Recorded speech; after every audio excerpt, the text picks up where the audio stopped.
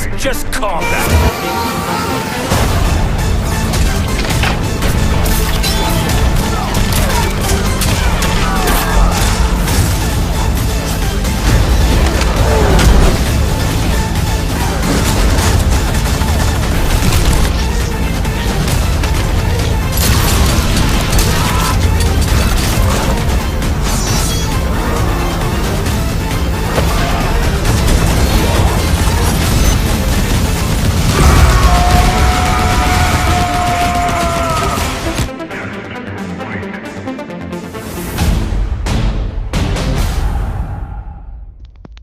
Hello there, everybody. Welcome back to another episode of Ramblin' Bros. Yeah, we're back to doing one of these again. And I know we've done a couple of specials, but this is actually coming back to our formally numbered Rambling Bros that were pre-planned.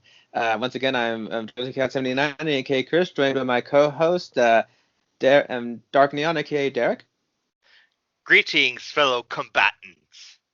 Yes, and as you can see by the title and that uplifting intro and everything like that, today was my turn to pick the subject because last time we got to talk to superheroes with Derek. I was feeling in a mood at the time and decided that the next episode, for whatever reason, would be Mortal Kombat, which, as y'all know, if you're wondering what Mortal Kombat is, it's a fighting franchise that changed the face of gaming over 30 years ago, nearly 30 years ago, and has become a huge multimedia empire, though some people might tell you it's worth way more than what it's become now. Yeah, see, the fighting genre has. Okay, so if you ever ask somebody to describe a fighting game, the ones that come to mind usually tend to be your Street Fighters, your Tekken, your Fatal Fury, maybe even some obscure ones like BlazBlue or Bloody Roar. But one definitely brings up to mind a certain facet of a fighting game. The one that is hyper violent as hell and very cheesy in all the right ways. Yeah. And it is one of the factors that actually almost could have brought the video game industry into a huge danger zone had the gaming industry did not decide to step in with a rating system. And of course, it would be Mortal Kombat. Mm-hmm. Spelled with a K because poor literacy is cool. Well, It- there is also a rumor. It's one of two ways. One, when they were making the name, there was a whiteboard and it spelled C at one point, but someone decided to just be a goof and just spell it with a K. Or another rumor is that they couldn't trademark the word combat by itself, so they decided, okay, we'll misspell it to be a little bit more catchy. On top of that, almost like everything that's normally a C pronounced with a K is a running gag in Mortal Kombat. They had the combat collection, but collection was spelled with a K and stuff like that, right? Yes, your crypts, your conquests, the whole shebang. Mm-hmm. But yeah, so Mortal Kombat, yeah, came out in the 90s when arcades were hitting the scene. And of course, some of you, if you guys don't know what an arcade is, just look for a one-up at your local Walmart. If you're lucky, you might find a Mortal Kombat one with the 3 games built in. We missed out on those, but who knows? They might renew them. But yeah, so pinball machines eventually led ways like Midway led to creating arcade cabinets. And these are like small teams of people making stuff that would like is designed and programmed to get you lots of coins. And go on along and make a fighting game that was originally conceived as a Jean-Claude Van Damme vehicle and it doesn't pan out. And they decided to just, get a couple of people together and film, actual, people and digitize those into sprites, giving it a real look that would look different from other contemporary arcade fighters, which are usually drawn like Street Fighter, which has a very anime look to it. But it wasn't the first. That title actually went to the game known as Pit Fighter, but literally no one's going to come over to try to sing the praises of Pit Fighter. It was an experimental thing, and the whole gimmick of like realistic digitized fighters was like the only thing it had going for it. Because otherwise, the gameplay just was shit. Oh yeah, Mortal Kombat, took that same approach, but it, decided to throw in some kung fu movie influence, like it's Enter the Dragon tournament style. You got Shang Tsung and Raiden looking like characters from Big Trouble in Little China, and you got ninjas like Scorpion and such. You got all this stuff. Maybe even a little Terminator thrown in there with Kano having a silver red eye. So it was a lot of movies just thrown together, and they decided to up the ante by saying, wouldn't it be cool if you could actually kill your opponent? So like, hence fatalities were implemented, which would be these super over the top violent actions that would end your opponent. Because normally in fighting games, if you knock someone out, they kind of just like scream in an echo and just fall back unconscious. And Mortal Kombat can do that too, but if you're skilled enough to actually input a series of commands, you could actually set off a fatality, a move that would obviously have the winning victor just pour the salt into the wound of the losing chump by just outright killing them. Yeah. And you would see these things, and if you look at the old Mortal Kombat arcade fatalities right now, you'd be going, "What's the big deal?" Because it keeps kind of passe. But back then, it was shocking to see a blue ninja grab a guy by the neck and just pull his head off with a spinal cord coming out, Or or even even seeing or setting off someone to fall down a literal pit that ended with a literal floor filled with I believe they were like 6 foot spikes. Yeah. with body parts and heads all over them, impaled on them.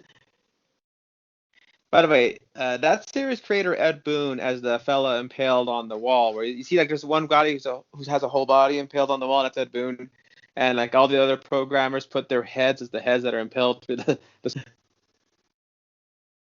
So yeah, Mortal Kombat, ended up being a huge success at the arcades, obviously, because we're talking about it now, and that led to a franchise that has at this point spun off into like 11 main series games, like a handful of spin-offs, even crossovers with stuff like the DC universe of all things.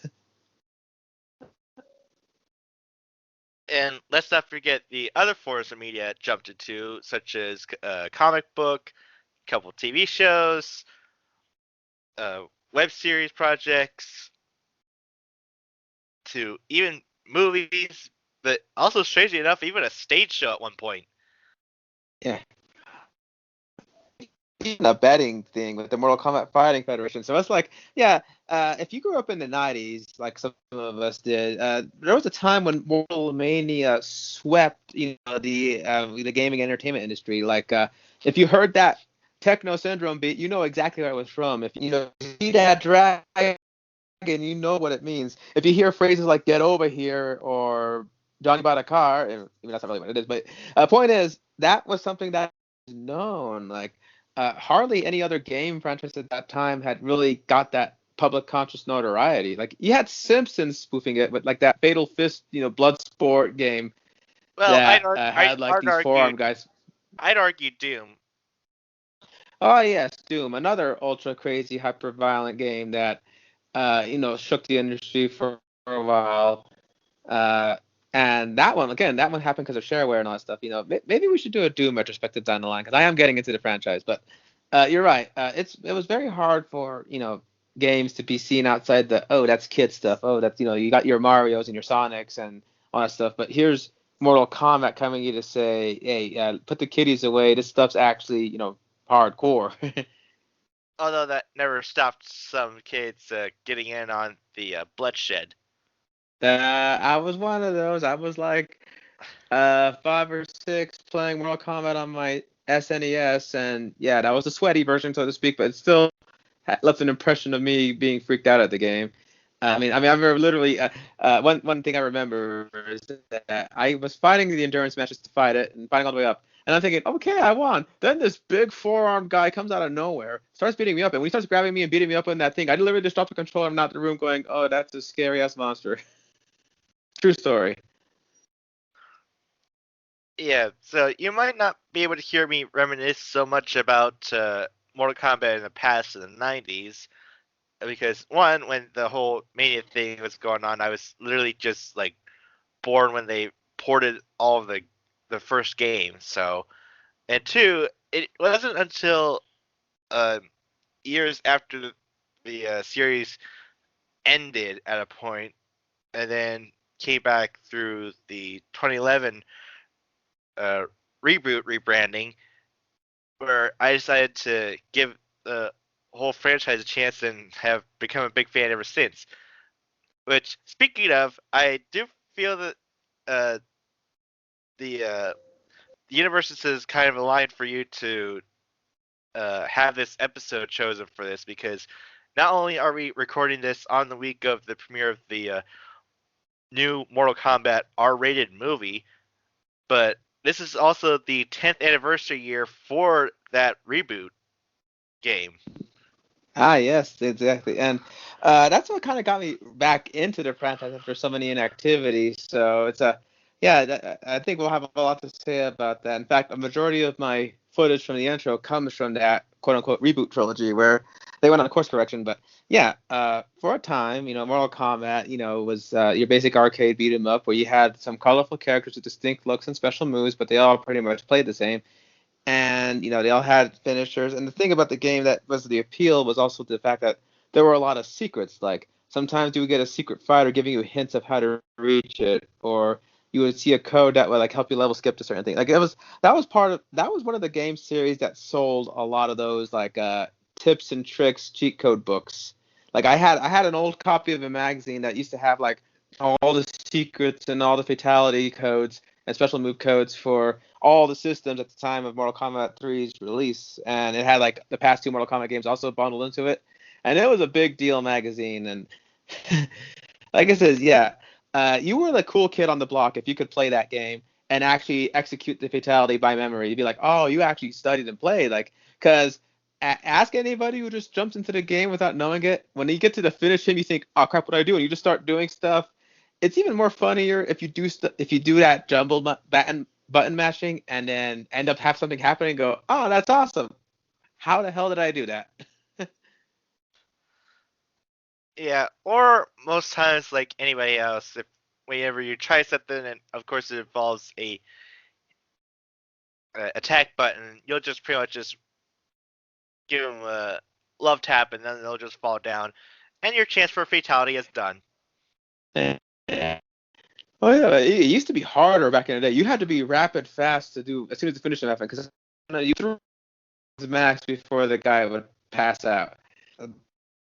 For that finish him, you gotta start the sequence so you can get it. And once that screen goes black and the music starts, you realize, oh yeah, I got it. I remember I would always get these books from Saber because you get like Prima strategy guides, and the Prima strategy guide for MK4, I just bought that because I like the cover art and the style. And there was a fatality I remember. There was hold all the attack buttons and press up in a close proximity to the character, and this is for Reptile. And I did that at an actual arcade at a Peter Piper. I thought, let me see what it's like. So I did it, and I held the buttons and pressed up, and then I heard the music start, and then Reptile just jumps on the guy's shoulders and just starts chewing away at their face until there's nothing but a stunned skull face, like falling back, screaming in agony, in 64 graphics. But yeah. Mm-hmm. Yeah, so I am gonna try to catch up on like the classic stuff. I said on Mortal Kombat trilogy on PlayStation, even Mortal Kombat 4. But yeah, most of my stuff is basically just the three new games and also the crossover in question. Yeah. So I have a feeling I'm gonna have a lot to say about this episode. So I'm sorry if my buddy here seems like he's an absent entity, but I don't know. Like again, this was the reason I picked this subject is 'cause like Godzilla, this was one of those things that was a huge part of my childhood, and like I remember, like even though there's stuff that came before his time, there are some stuff that he really came to appreciate about the series, like say the movies, or even like the animated spin-offs and stuff like that.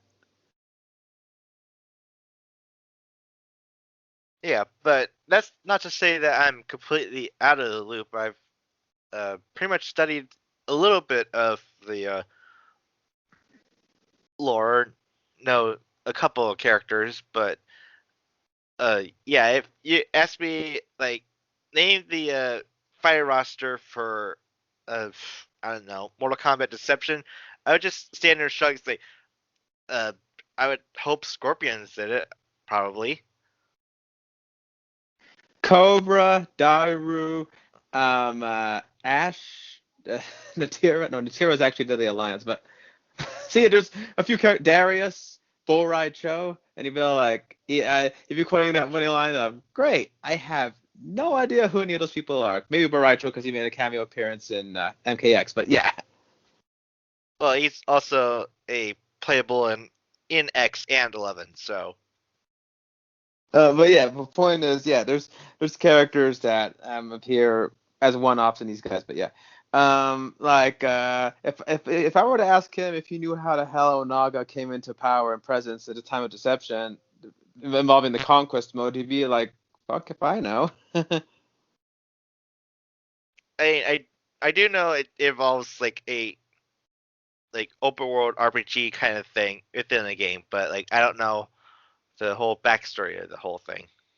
Oh yeah, but yeah, like I'm not a complete Mortal Kombat gearhead. There are people who are like, there's channels on YouTube all about that. There's people who go all about the lore, and there's people who go all about the the meta. Like this is a character that's good for like a wake up startup, combo attack, this that. Like there's people who do complete channels, basically teaching you how to like be good at the game, like instead of just hopelessly button mashing and hoping you win. Because this game series, really evolved a lot in its 20 plus year history.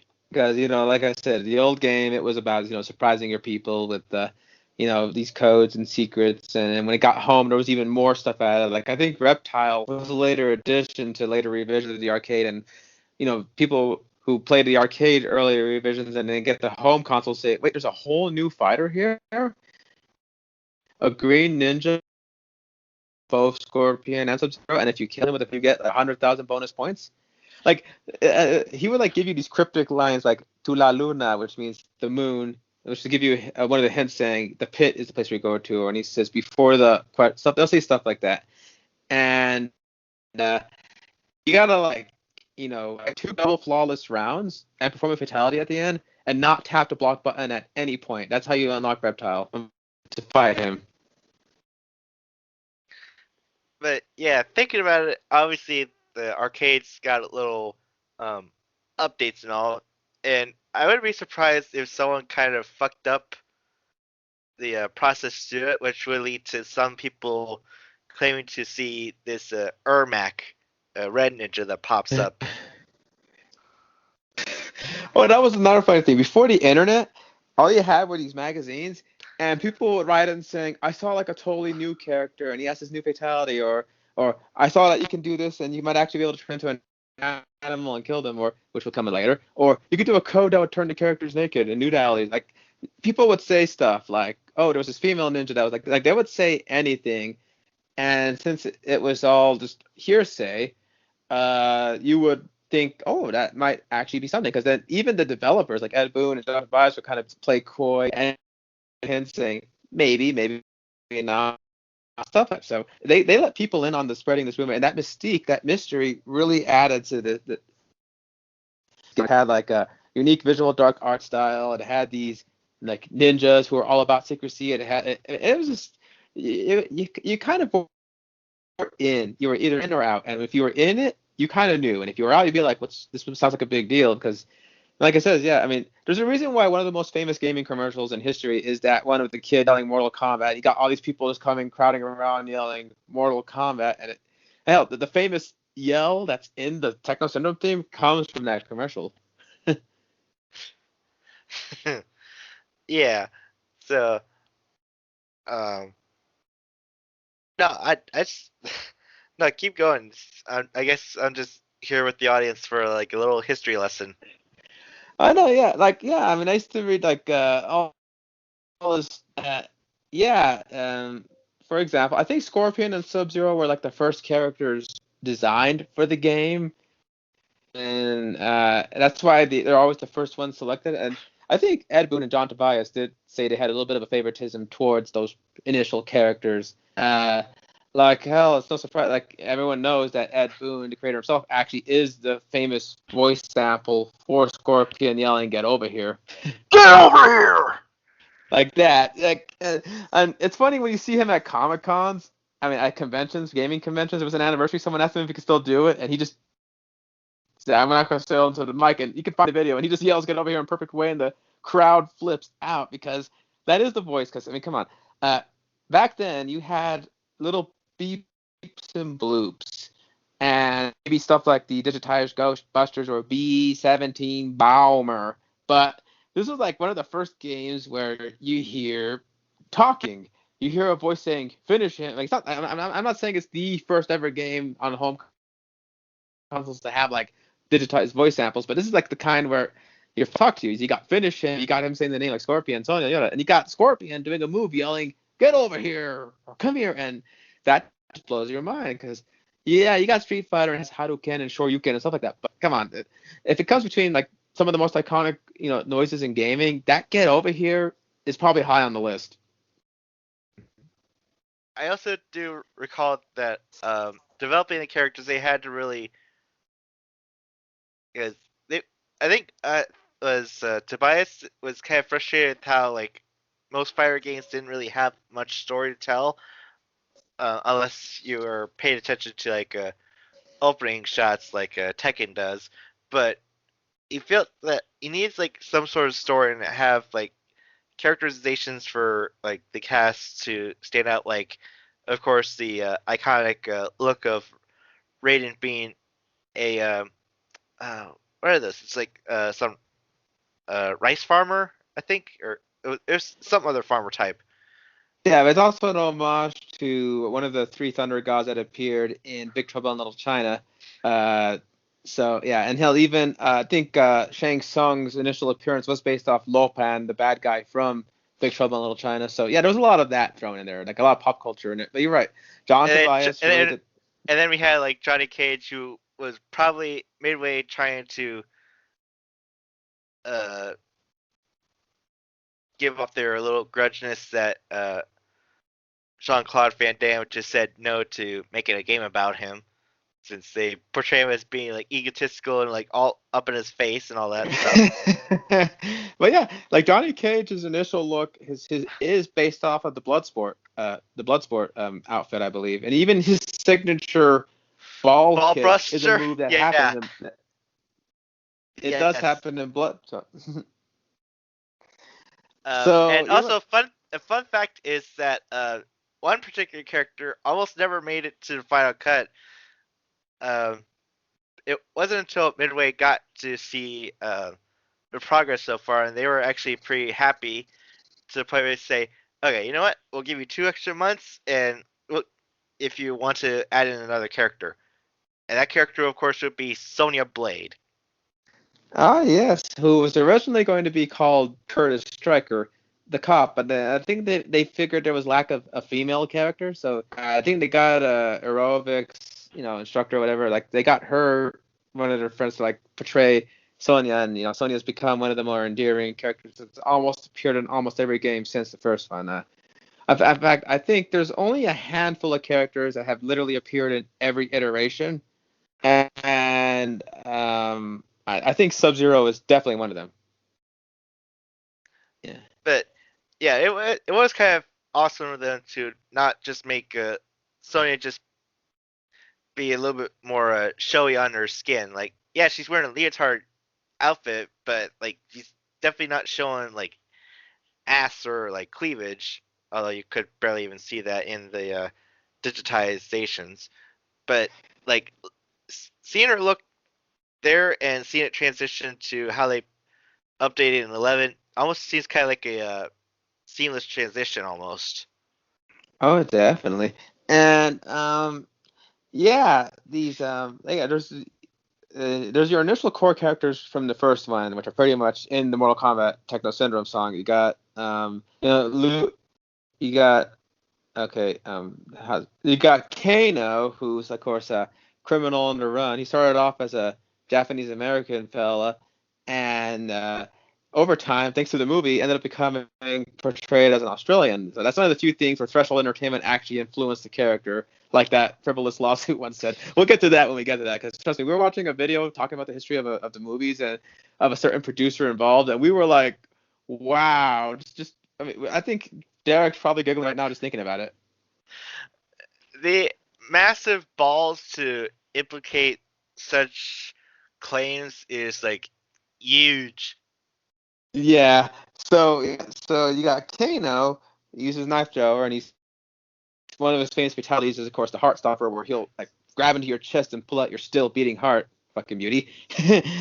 You got Liu Kang, kind of based off Bruce Lee. He's a former Shaolin monk, and he does flying kicks, fireballs, and his fatality at the time was being able to spin in a flip and punch you off. Like, okay, it only really works if you're on the pit.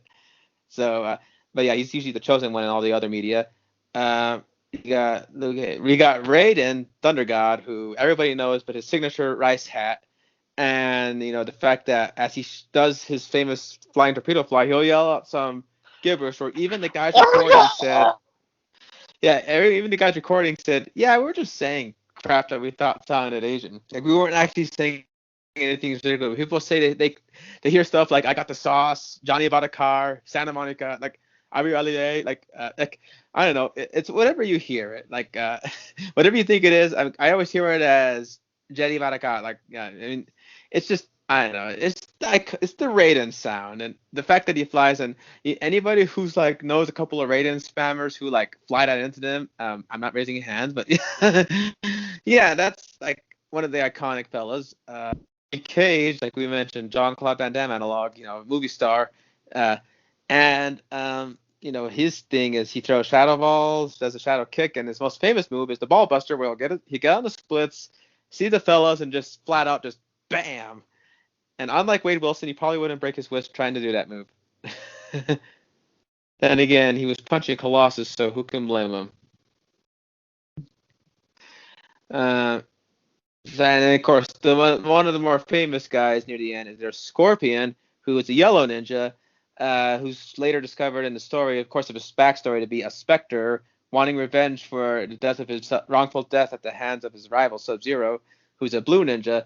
And Scorpion's signature move is he throws a rope with a kunai attached, gets you in the chest and drags you over while yelling, "Get over here! Come here!"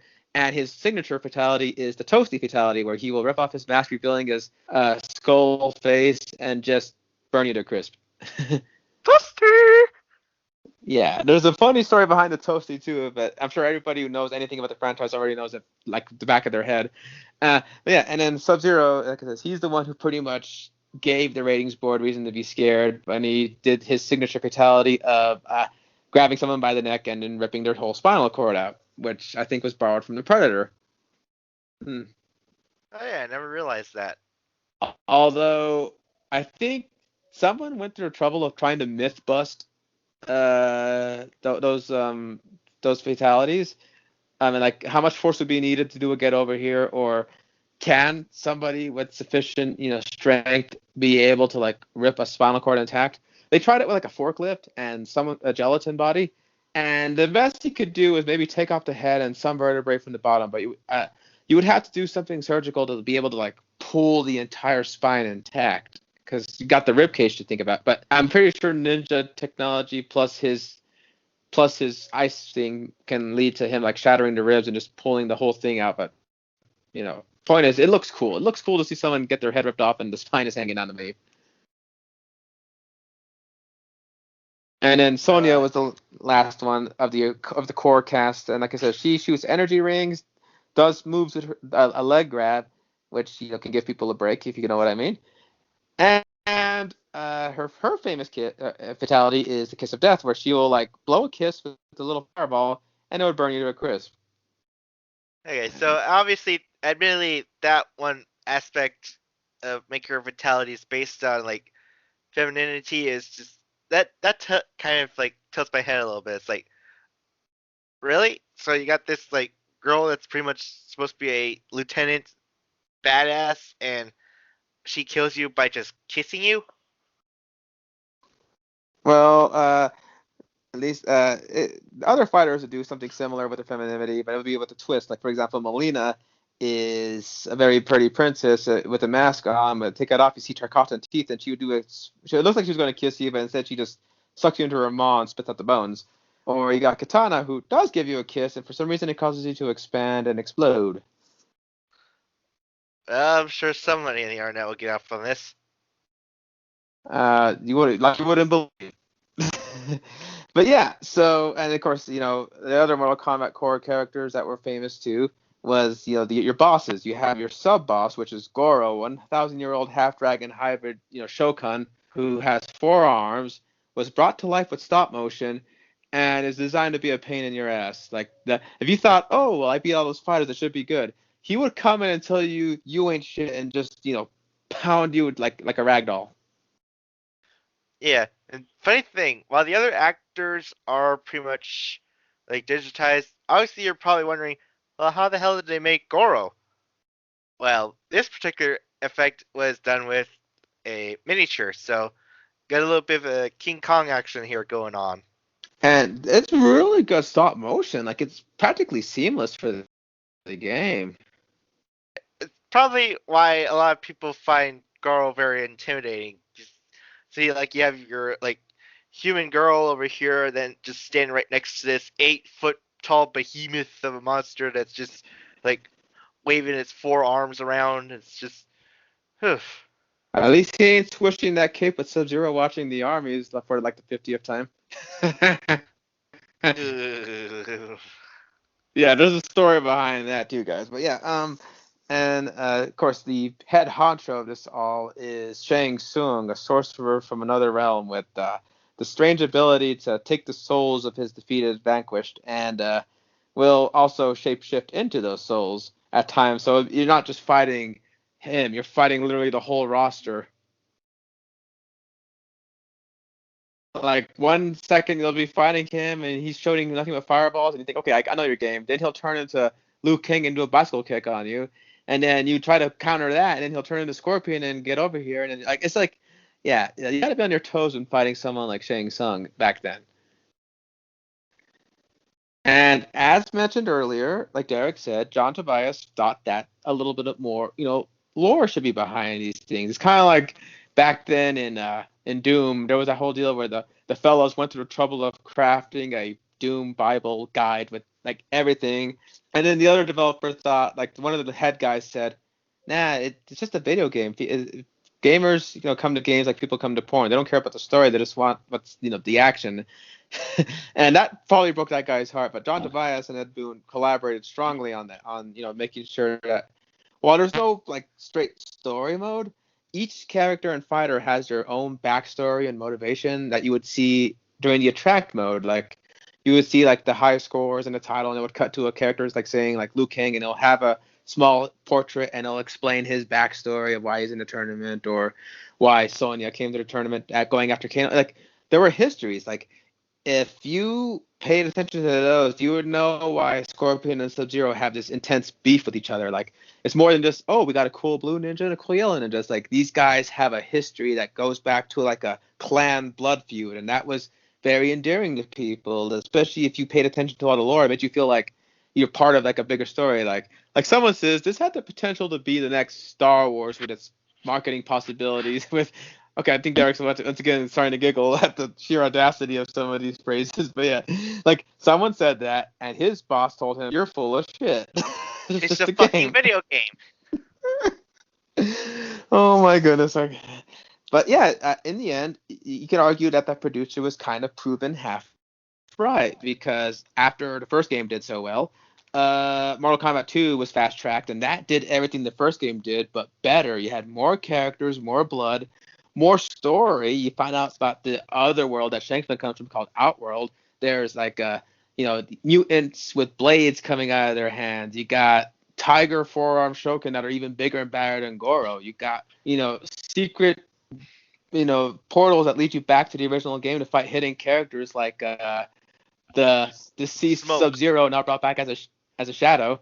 Um, you got it's like it was just bigger and better in every way. The sound was better, the music was better. It's just like because it was just a small team doing it just for MK1, and it was to see if they could do it. Once the money came in from how good they were doing, they were able to put that budget to good use and just improve in every way. And also, it made one of the probably the most cheapest AI PCs CPUs in any arcade game ever. Because I'm sure you can find videos alone about just how your uppercuts will not connect.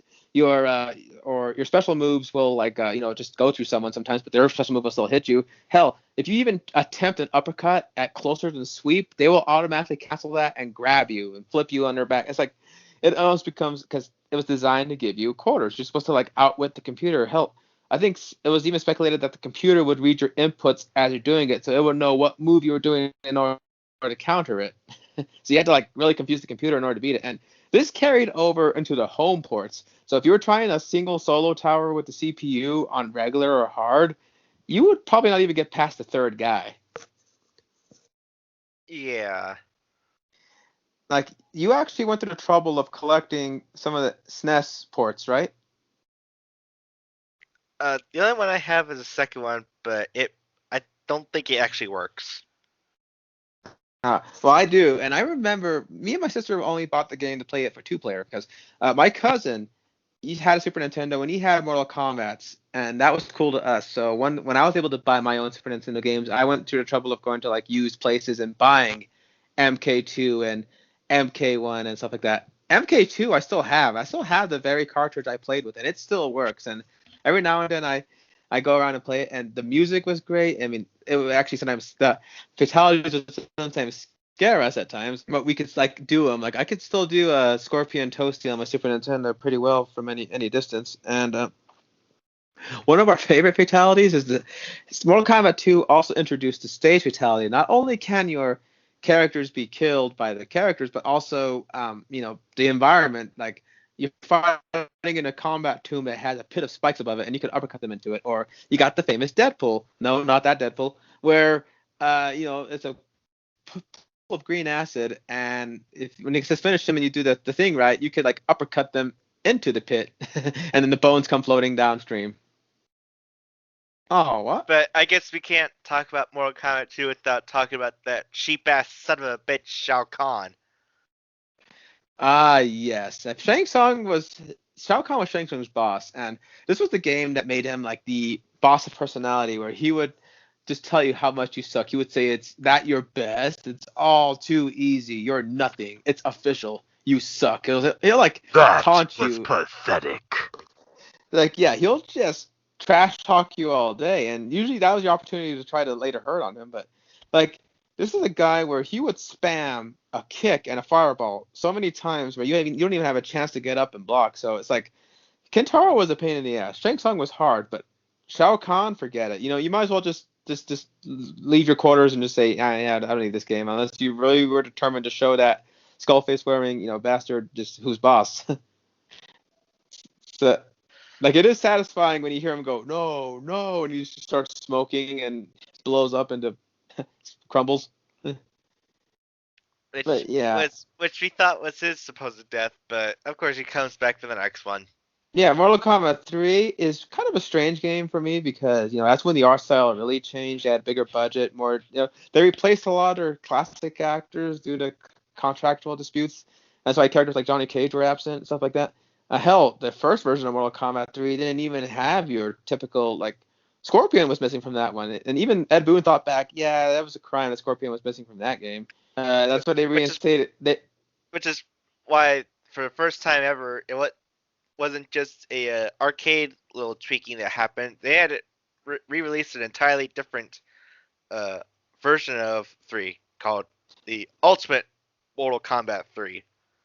So really, you Yeah. could I don't know if you could thank that one or Street Fighter 2 for like all the re-edited name ports. Uh, I'm pretty sure it's Street Fighter 2 that did that. So You have a lot of like Turbo, 3 Ultra, Alpha editions of Street Fighter 2. So yeah, but yeah, MK Ultimate, yeah, that one was like more secrets, more combinations. You had a new run button. It's like they really tried to go big on that one. But the funny thing is that I forgot to introduce in Mortal Kombat 2. We got not only did we get fatalities, people complaining about the bloodshed, they also got them to appease them by making alternate finishers such as the friendships where your character would do something nice or hilarious just to entertain you rather than kill them. Even Shao Kahn's confused all friendship, like what's this?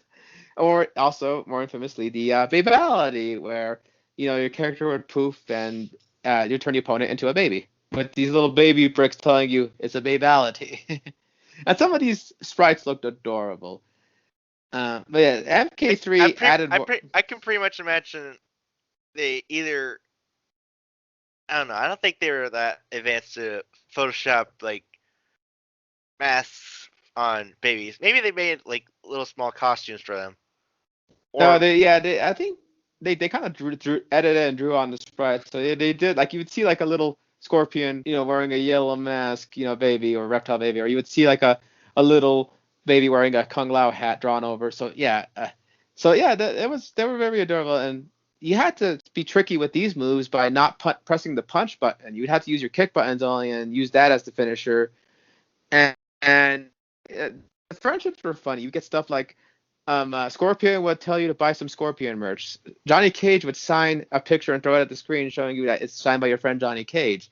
or Katana would make. Hmm. the infamous Shang Tsung would offer the Rainbow Connection, literally. Oh yes, and you even got one like Katana making a cake, Melina sprouting flowers, uh, Baraka offering you a present. And Baraka's this big scary dude with like knives coming out of his hands and sharp teeth. And oh, yeah, but Mortal Kombat 3 did more of that and added even more stuff. You can now grant mercy to your opponent in order to unlock the animality, where your opponent, your character would turn into a digitized sprite of an animal attack and maul the person to death or chomp him down and everything like that. Uh, but But yeah. after that, it would be some time before um, the crew decides to change it up, because obviously at that point they put out so many games in such a short span of time, and I know for many who follow like 90s games, it's like, yeah, a lot of games did that back then. Yearly yearly releases weren't as scorned on as it is nowadays, but they felt that the whole sprite gimmick was kind of losing its muster, and they were kind of running out of ideas on that. So of course they had to decide to expand to, okay, this might be a chance where we have to actually uh, make 3D fighters of our roster this time. Oh yeah, but before that, Mortal Mania had taken full swing because you already got Mortal Kombat action figures and comics. You got the Mortal Kombat movie, which I'm sure everybody has probably seen a million times by now, uh, which was directed by I directed Resident Evil with my wife, Paul Anderson at the time. And like I said, yeah, that movie was simply Enter the Dragon with magic and CG effects. But come on, it had one of the most killer soundtracks ever with like stuff like Juke Joint Jezebel and Fear Factory playing some of their greatest hits while these people are kicking the crap out of each other. You got some over the top, wonderfully delightful performances like by Kerihiro Tagawa as Shang Tsung, saying stuff like "Your soul is mine" with such venom Your while pointing at brother's the camera. soul is mine. You will be next.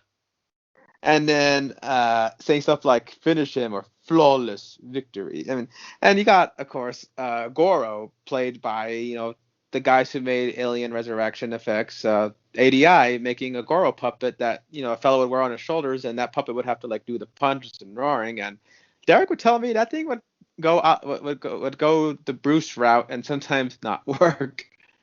Which is probably why you don't see Goro throwing that many punches, and yeah, most of it'd be like off screen or very far away with that early CGI. But obviously, another factor that helped make this original movie work, whereas most other video game adaptations didn't, was the fact that the whole point of the gimmick of the fighting genre is brought to life with actual, fighters in the cast. Like you have your Robin Shou for Liu Kang, you have your actors that play as Scorpion, Sub Zero, and even Reptile. And even those that and Lynn and Ash Ashby also, I believe he was a little bit into fighting. Oh yeah, he had to pick it up, but yeah, he was our kind of almost our point of view character. He was the guy that kept saying, what the hell is even going on? And they would have to exposition to him what's going on. Like there's a lot of explanation for this guy made of lightning. Oh Well, yeah, he's him and radiant. Sonya. Because, Although Sonya was more, she had more of a BS detector with her stuff, and they had to tell her, yeah, Sonya, this stuff's actually happening before you. A guy literally just grabbed your gun and turned it to ice. I mean, she kind of drops that after that incident on the boat, and then she kind of is a little bit more guarded. It's like, okay, so shit's gonna actually go down here.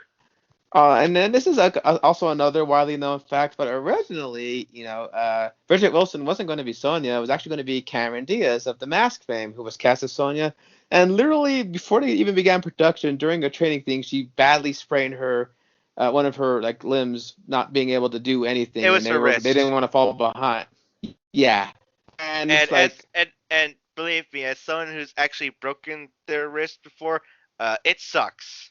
It sucks big yeah, times. It's not gonna be like, oh, just like sprain it up and you'll get through it. No, no, no. This is gonna take at least like a year and a half of your time. and they didn't have that time to wait for her to recover, so she had to be recast. But Bridget Wilson really does fit that role well with her strong lady without being too like in your face about it, but also, like I'm not saying she has like Meryl Streep level caliber acting, but she does work for the character very well.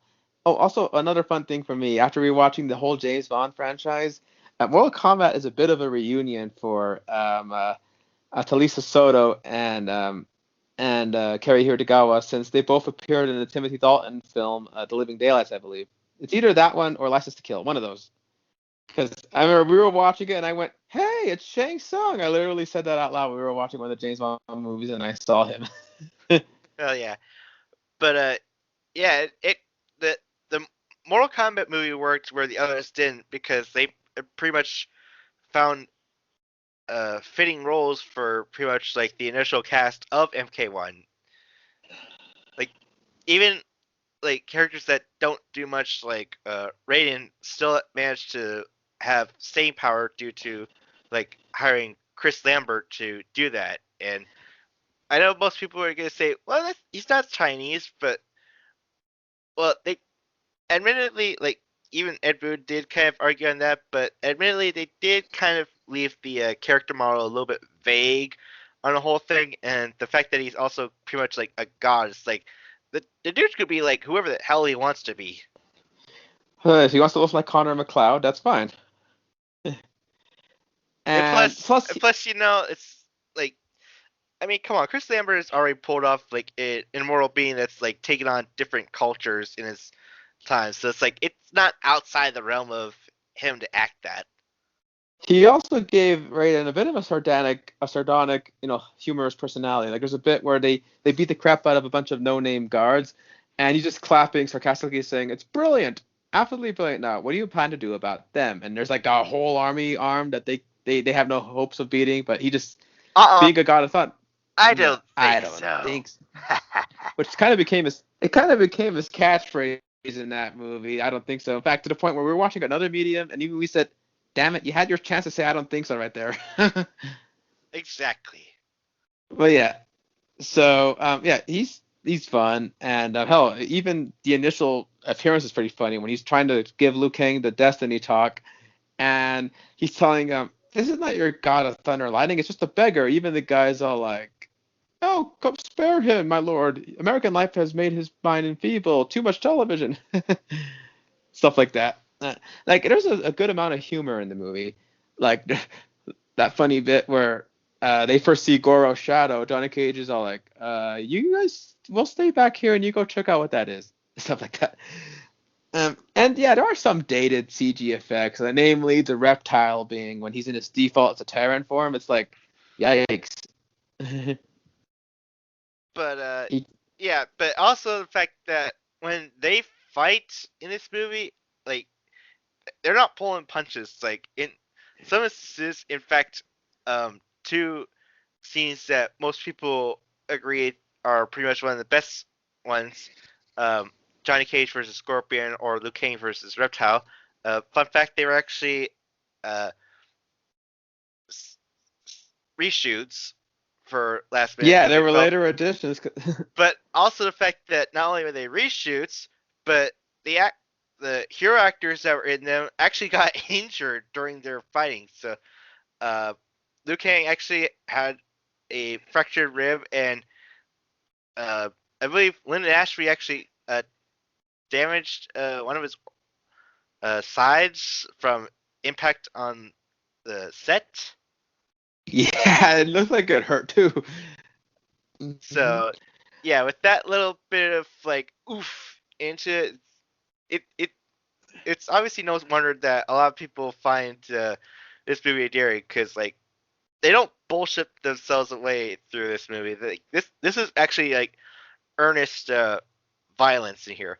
And yes, I know a lot And of they people don't do. say, "Oh, but there's not bloody and violence." It's like, well, even with implied violence, like they get away with some really heavy shit. Like one guy getting his soul sucked out and his entire body is limp and gray.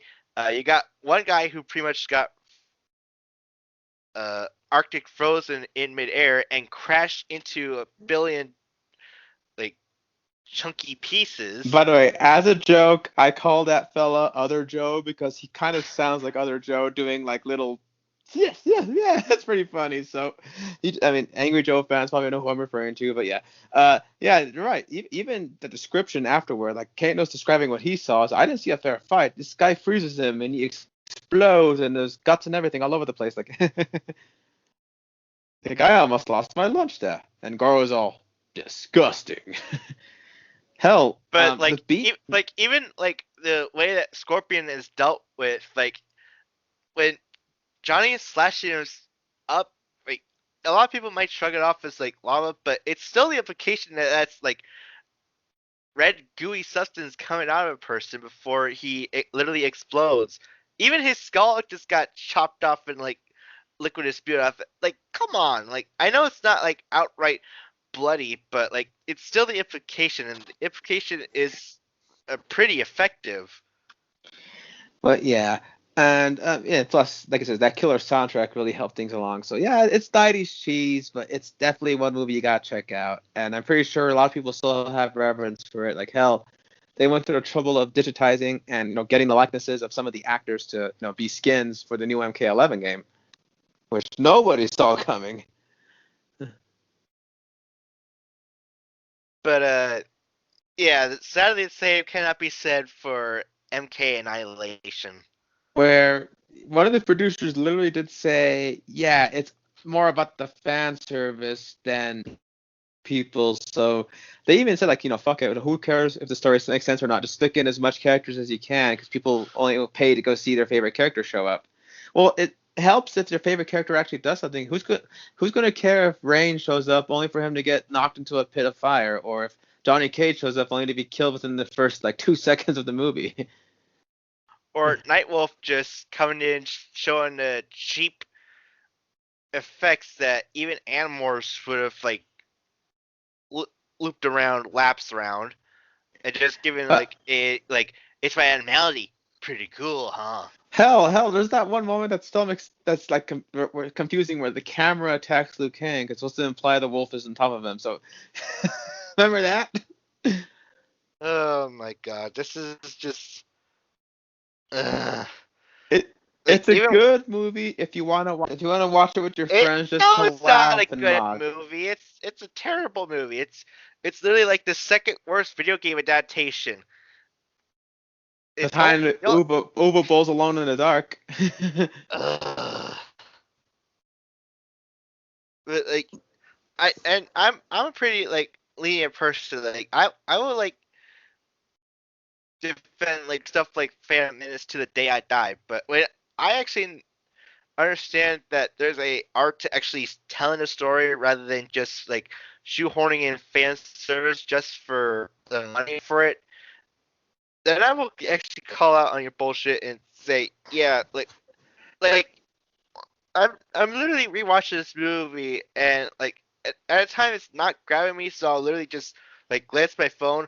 I look up, and this movie's completely gone off into a different direction. Like, whoa, how the hell did we get here? Like, one Hell, minute I'm looking up, we're riding on some dumb spherical balls, and the next minute, Scorpion is just calling Liu Kang a sucker!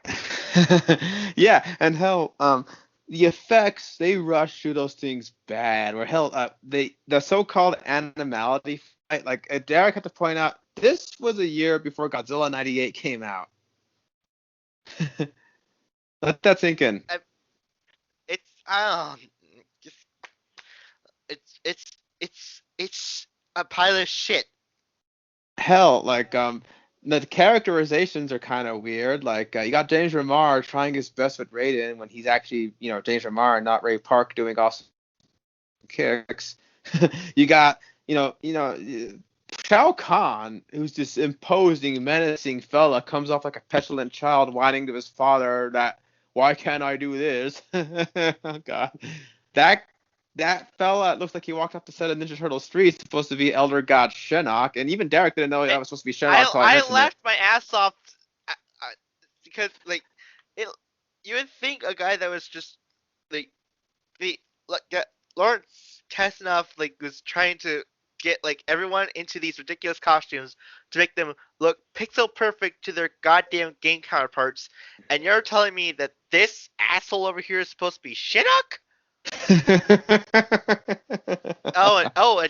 you can believe Jonesy was ready to try to counter it, but then he realized that like something like Sub-Zero Mythologies literally only came out like a couple months after this. And Shinnok was in that game with the look that he has in MK4. But yo, my goodness, like that movie, it's about as bad as you've heard it is. Everything you've heard about it is true. Actors have apologized for it. Hell, Ed Boon considers that the lowest point in the franchise, and considering there's been a lot of doozies in this franchise, that's an accomplishment. That tagline, "Destroy all expectations."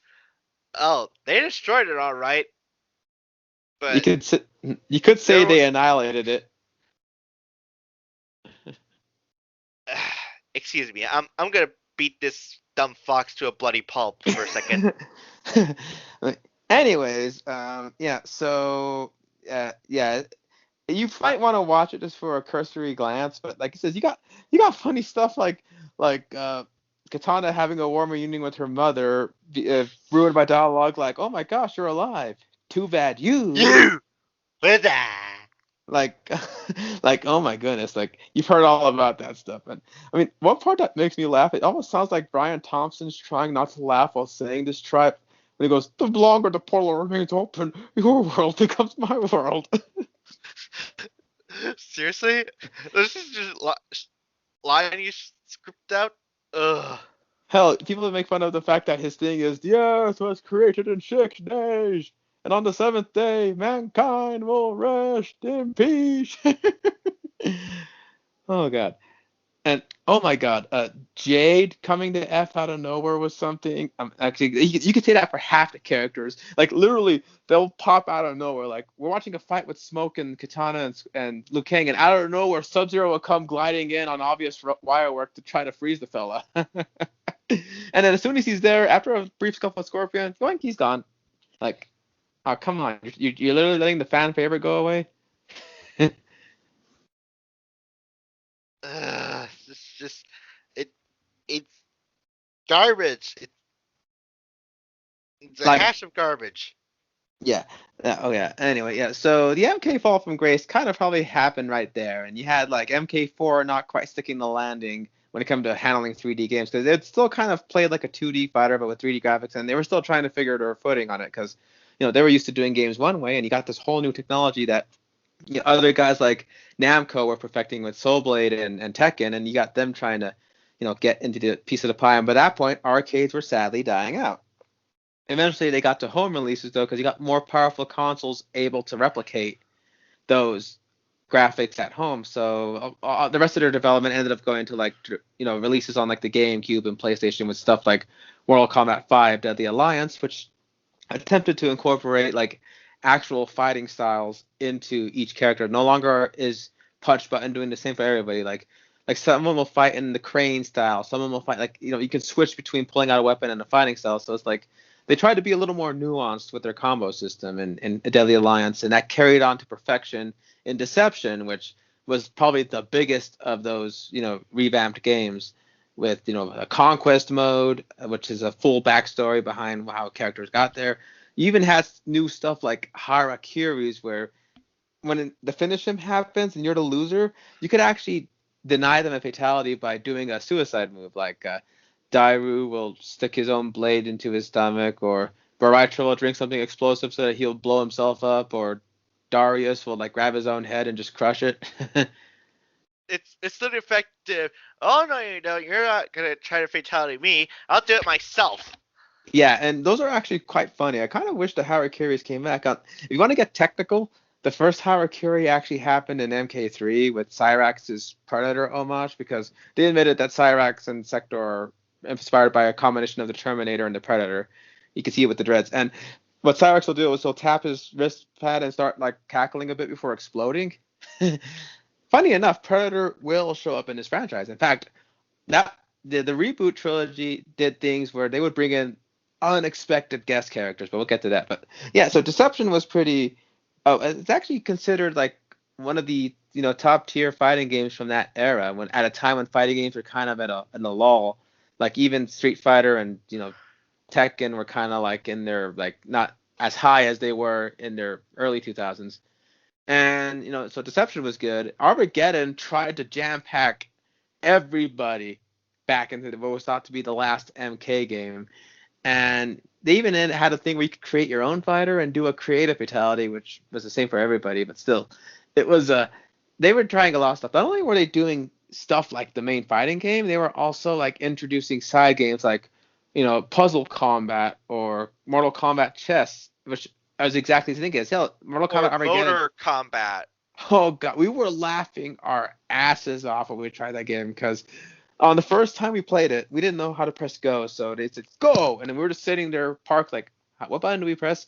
And we're like driving, and fire will come out of the pits and blow up our guys in a bloody fat. It was hilarious. Like you got these Chibi Raid and Chibi Molina and Chibi Scorpion driving in these go karts, and there's like hazards that will blow up, and you can do like your Get Over Here or Thunderstrike to like disorient the other players. It's like the most weirdest mod for Mario Kart you'll ever see.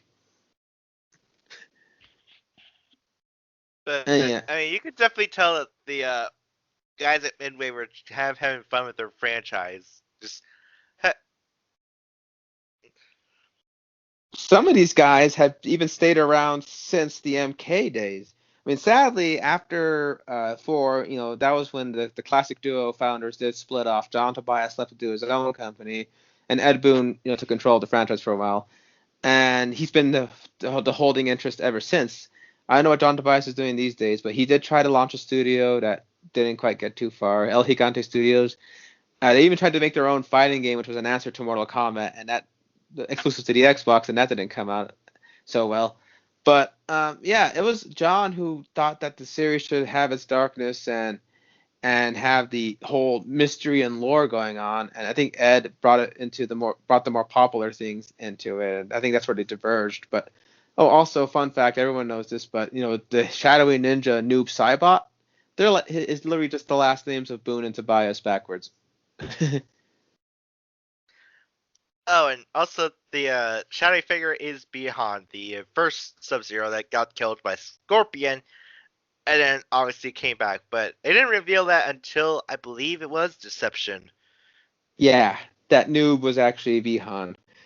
But yeah, so also Deception has one of the coolest bosses that's not Shao Kahn in Naga the Dragon King, who's also a cheap bastard because he throws you into spikes. But yeah, I mean he's this big dragon wearing a Khan helmet, and he's got like wings and everything. In fact, I laughed at his cameo in the Armageddon opening where Shao Kahn is like fighting everybody, and he gets kicked to the side, and Onaga comes in and just yoinks him like because they have a long-standing beef too.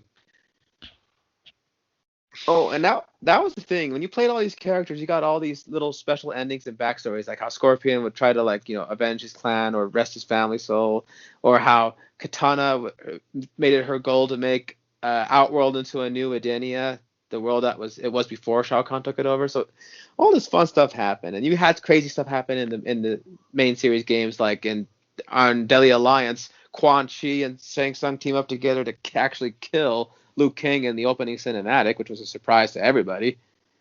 And of course, Liu Kang would come back later as a zombie, to like haunt Shang Tsung. That's one of the coolest oh shit moments in that opening to Armageddon, when the zombie Liu Kang returns. Even in middle school, I remember that was a big deal with my friends saying, "Dude, they actually killed Liu Kang. Can you believe it?" Like, no, like that was unheard of for me, that you would have fighting game characters die in between games. And that's like saying like you're playing a Sonic game and you find out that Silver had been killed off screen in some way, in some horrible way, and you go like, what? Don't mind me. What? Don't mind me. I'm just sitting out here on Tekken, where literally the cast have like died and come back like so many times, just baffling. Well, I mean, but yeah, like I mean, you never hear of Ryu getting straight up killed in Street Fighter, so that's why I was so surprised for me with Liu Kang dying. But yeah, so you got him. Also, the more budget they got, the more creative they got with their cinematics. Like one of the best opening cinematics is the Deception cinematic that shows Raiden making the last stand against the Deadly Alliance with Quan Chi and Shang Tsung fighting amongst the mummified dragon army, and it's one of the coolest scenes you'll ever see. Trust me. And then, of course, after that, the series would kind of find its lull, especially since Midway kind of went into bankruptcy at the turn of. Well, no, they actually tried to eke out one last little ditch effort with that Mortal Kombat versus DC Universe. Which isn't that odd, because you already had Street Fighter versus Marvel stuff, Marvel versus Capcom, so I can see why they thought that would be a good idea. But you have one tiny problem. And plus, like nowadays, like you obviously constantly see like the DC Universe crossing paths to the likes of like more Mighty Morphin Power Rangers, Star Trek, and even at one point I believe they even hold on, I wrote a comment about it, but it's Even Alien and Predator. well, there's that, but also hold on, I never recorded this. I'm typing as fast as I possibly can. I don't know. Point is, DC can get pretty crossover happy. Let's see here.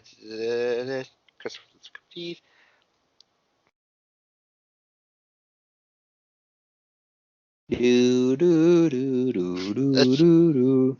Oh yeah, this one made me laugh. Crossing over with Hanna-Barbera characters. So yeah, but there's one tiny problem of getting someone as wide-reaching as the DC Universe to cross over with Mortal Kombat, a series known for its blood and violence. That you know, DC is loved by a wide variety of people, including, namely, children. So, I mean, I don't know what kid wants to see, Batman get his face burned off or Wonder Woman get her spine ripped out. Yeah, then explain to me what the hell this is.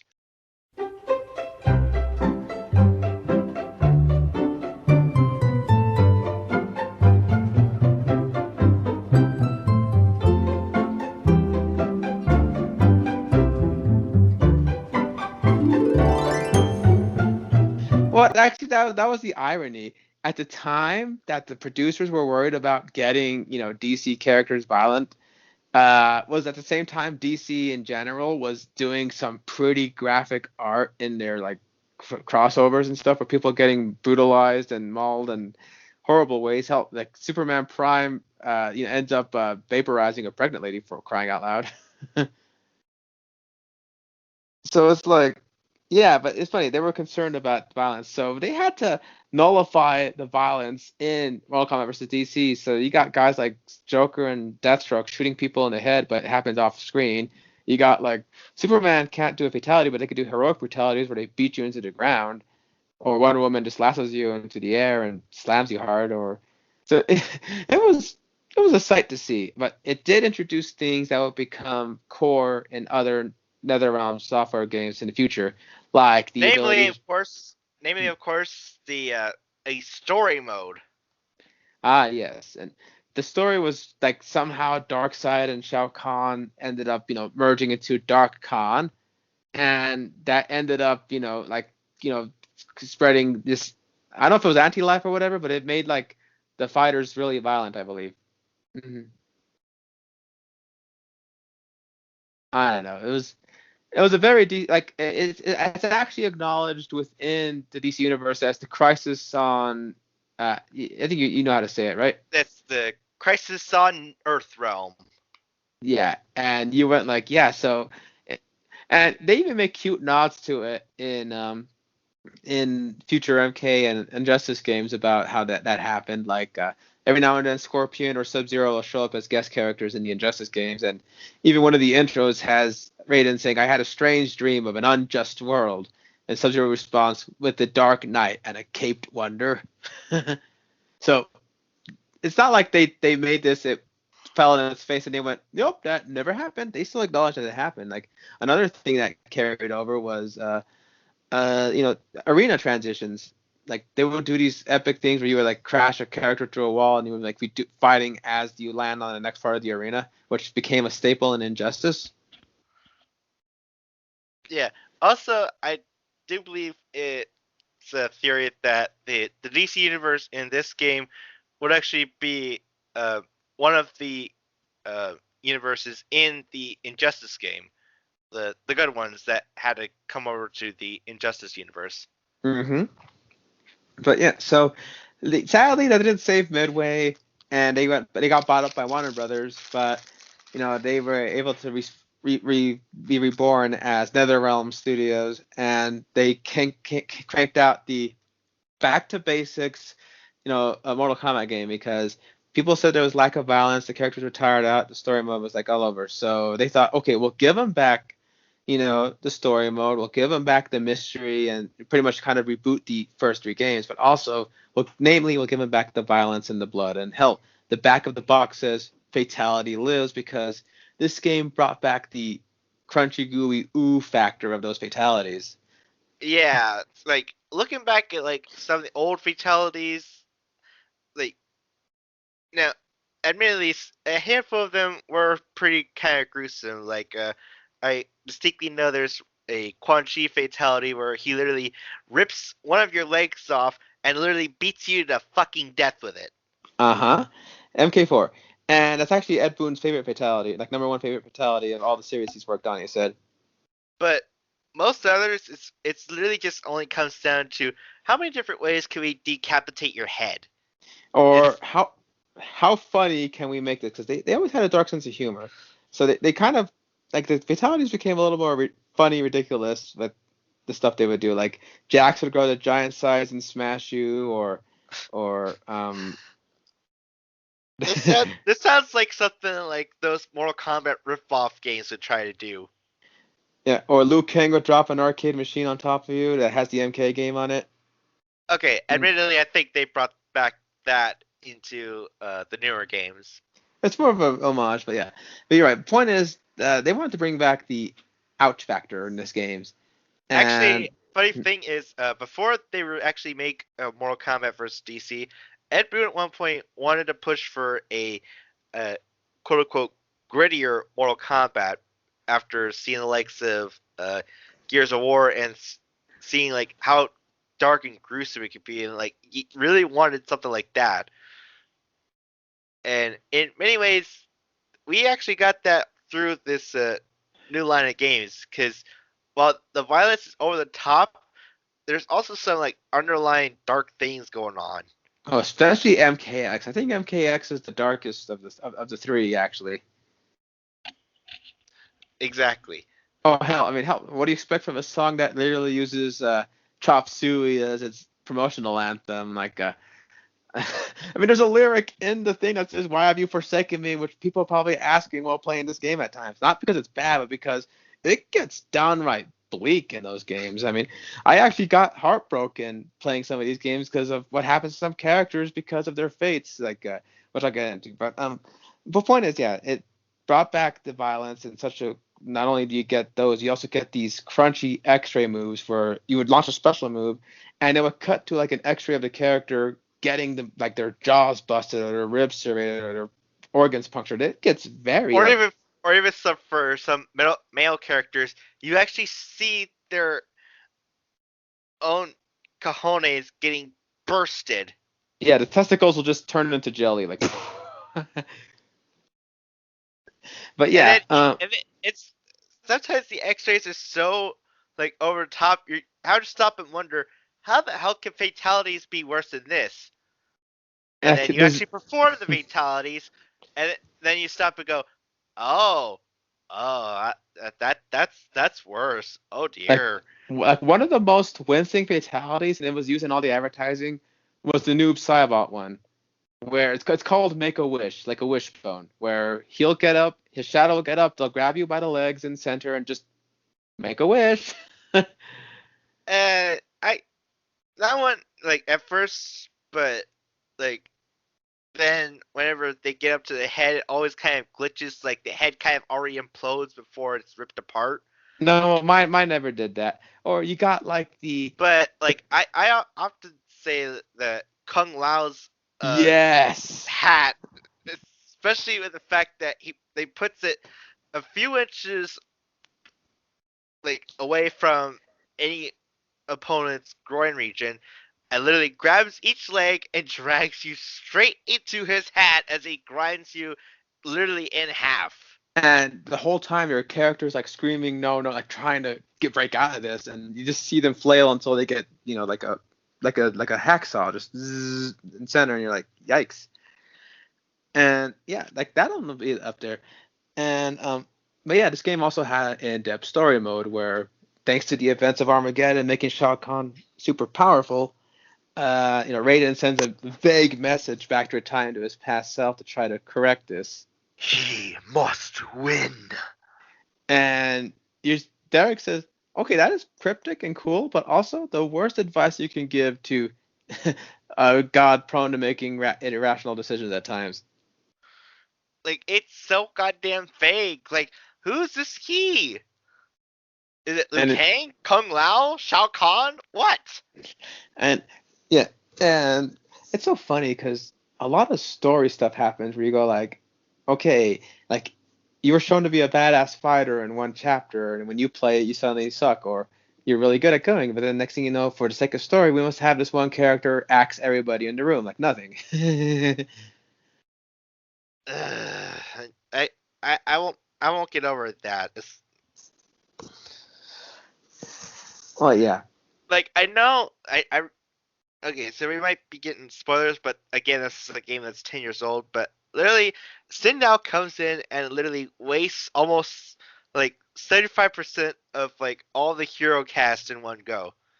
And yeah, I know Jonesy pointed out to say, well, they had her be endowed with Shang Tsung's literal like soul and energy. And so I say, okay, but does it have to all be 1-2 punch dead, 1-2 punch dead, one dead, dead, like knocked aside? Like, come on, at least like let show these guys actually fighting a little bit. At least Nightwolf did the kamikaze. Like for like even like I would how am I supposed to buy the fact that a cyborg Sub-Zero just goes down in 2 hits? Like you think it would actually like be worked into a little bit more effort into taking it down. Otherwise, what's even the point of cyberizing the Lin Kuei? It's about as effective as Stormtrooper armor at that point. Well, but some shocking things happen in that story. Like there's a thing where Raiden sees that Smoke will one day be taken and turned into a cyber ninja by Lin Kuei, so he tries to stop that, only to get Kuai Lang captured by the Lin Kuei and turned into a cyber Sub-Zero. Oops. Don't worry, he becomes like human in the next game. But yeah, the point is, what's funny is how every time Raiden tries to like avert the crisis, he ends up making something worse. Like for example, he knows that Scorpion will kill Bihan and turn him into Noob Saibot, so he tries to make a deal to convince him not to kill him, and it almost goes through until Quan Chi had to Until go in that there. motherfucker Quan Chi comes in and says, "Yeah, but you want to see your like backstory again in high def clarity?" And even Yeah, Sub-Zero's that's all, gruesome. Oh yeah, by the way, there's the asshole over there that killed them. You want to do the honors? Hey, wait a second. No, that wasn't me. Tootsie! and then and then even this one actually hurt me to see later was that uh he knows that Liu Kang defeats Shao Kahn, but that wouldn't stop him for good. So he thought, well, maybe Liu Kang doesn't have to be the one to beat him. So he tells Kung Lao, go ahead and fight Kintaro, and he does. And he's all proud, saying Earthrealm has been saved because that was the last round is for Mortal Kombat. But Shao Kahn had to be a cheap bastard and just, Johnny Cage him in that moment. Oh dear. You see what we mean by grim at times? And But well, I actually not when I was rewatching the cutscenes, I'm pretty sure Raiden had every justification to step in and punish Shao Kahn for that. but Liu Because Kang came in that was first. like that was like not even like a fair form of combat. So Although it like does lead to one of the coolest Raiden lines: "I will rip the flesh from your bones." Yeah, of but then course Luke. Liu Kang had to be emotional and get in the whole frame, just let time like repeat itself. Hmm. And MK3 was. I think the MK3 retelling stuff was pretty cool. Like Johnny Cage wasn't killed by Motaro, and instead Motaro gets killed by Raiden in a funny, off camera. I mean, far away camera way when Cabal and Stryker are watching everything. Oh yeah, All about. that was supposed to be how Johnny Cage went out in the games, wasn't it? Yeah, he was killed by Motaro. Like there's a famous image of like Motaro ripping off Johnny Cage's head, in one of the flashbacks, I think. Yikes. But yeah, yeah. Also, Stryker right here, probably the best he's been in a while because he was always cool in the game to me, being the cop with the gun and the baton. Although saying that in present day probably feels a little oofy. Which is weird considering that anytime I go around about Mortal Kombat, everyone says like, "Ugh, you have to have a striker." Well, he hasn't had the easiest history. You had him beat the stick in the mud in Mortal Kombat, Defenders of the Earth Realm. We watched a few episodes just to watch for fun, and we go, and he's watching this thing. I can see why Stryker wasn't fondly remembered. Which is weird considering he's literally voiced by Ron Perlman. And then you got yeah, friggin' Leon Kennedy himself playing Stryker for the modern iterations. And oh my goodness, the three stuff is where it really got interesting, but it really got dark. And Sindel was brought to life by sacrificing Shang Tsung, and um, Quan Chi was present there too. And it all comes to a head where Liu Kang is convinced Raiden has gone crazy when too late. After fighting the revenants of everyone who's died, Quan Chi gives Raiden the thing saying, "Oh, Shao Kahn will get away anyway because he's going to break the rules," and he realizes, of course, he must win. That would piss off the Elder God so much I would have to step in. So he has to tell Liu Kang at the last minute, "Liu Kang, stop! He must win." And Liu Kang's all like, "Oh my God, you really got the deep end. Like my friends are almost all dead. My cousin is dead because of you. Pretty much my temple brother. My girlfriend is dead because of you. And you're saying that the whole world's going to end, and I have to let him do it? Like, screw this. You're going down." And oh my God, this If you moment is must like. die, then so be it. And oh my gosh, Raiden tries to fend off an attack by Liu Kang, and Liu Kang sets himself on fire, and Raiden's, by the gods, no! Ugh, that's tragic. Oh yeah, and of course Raiden is imbued with the power of the Elder Gods to fight Shao Kahn and ends up beating him. But I love how Shao Kahn says they may masquerade as dragons, but they proved themselves nothing but toothless worms. But, oh man, and I also love how Raiden gets more frustrated the more the Jensei, heirloom cracks. Yeah, Yeah, but so that. honestly, like or initially when I played that game, I was just kind of like really bummed out, like that all these like vivid cast of characters. Literally all died, all but Johnny Cage, Sonya Blade, and Raiden. Although you gotta admit, this game series did play on something from the movies. They took the Johnny Cage Sonya dynamic and made it into a thing where, and this is now par for the course, but back then that was new. Like you would have Johnny Cage annoy the hell out of Sonya, but over time they would start to help each other and say they secretly like each other. Like he likes her bravery and intimidation. And she likes the way that even though he can be a bit of a deluded ego guy, he can still do the right thing. And over time, they ended up becoming a bit of a. By the end of MK9, you can buy that they really gotten closer because of their experiences. Which would actually lead to a pretty effective union and result if you catch my drift. Unfortunately, that MKX would prove that they would get divorced later for whatever reason, but or MK11, one of them did. It was X. Oh yeah, but yeah. Hell, there's even an after credits scene where after Shao Kahn's been defeated and the Armageddon is so far averted, Quan Chi is actually talking to the imprisoned elder god Shinnok, who's getting ready to come back, and then MKX brings that full force, with Shinnok coming back, as leading, trying to get a hold of his amulet that will like bring about Armageddon. And But Johnny Cage. But it's up for the time being. It was just like you're like when I finished playing, it's like I should like be like, man. At first, like whenever I was playing, see Liu Kang defeating Shang Tsung, I was like, yeah, man, this is awesome. It's like, and now I just reached this point where it's like, what was even the point of playing this game? This is like so fucking sad. I got sad because all the guys we came to love ended up getting killed by Sindel. And when you go to Netherrealm to talk to Quan Chi, you find out, hey, I brought your buddies back to life and they hate your guts now. Actually, Ugh. Derek showed me a clip that's pretty accurate now because he thought, oh my God, they're evil now. How will this be in future games? And it Most amounted of to the time, bupkis.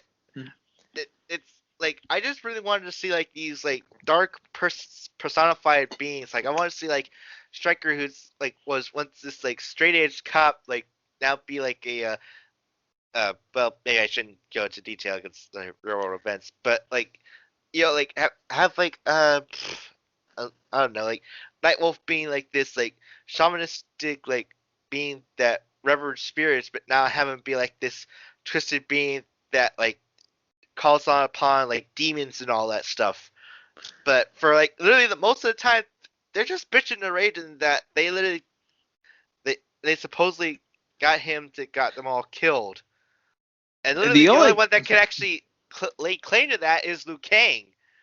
Like all these ones like are like such a obtuse you, like you have to get this like huge like mousetrap parents even claim that Raiden killed you. hell, like I like Kung Lao bugged me the most about that in MK11.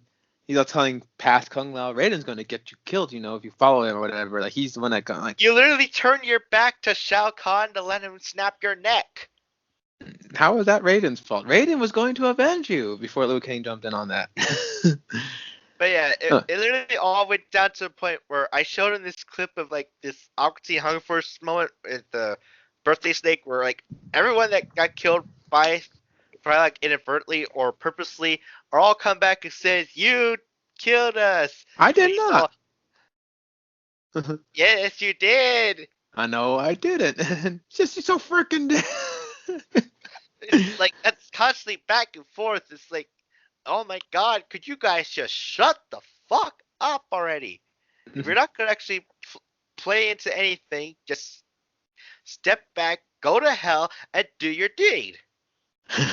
But yeah, MKX, picks up from that, and more budget, more graphics.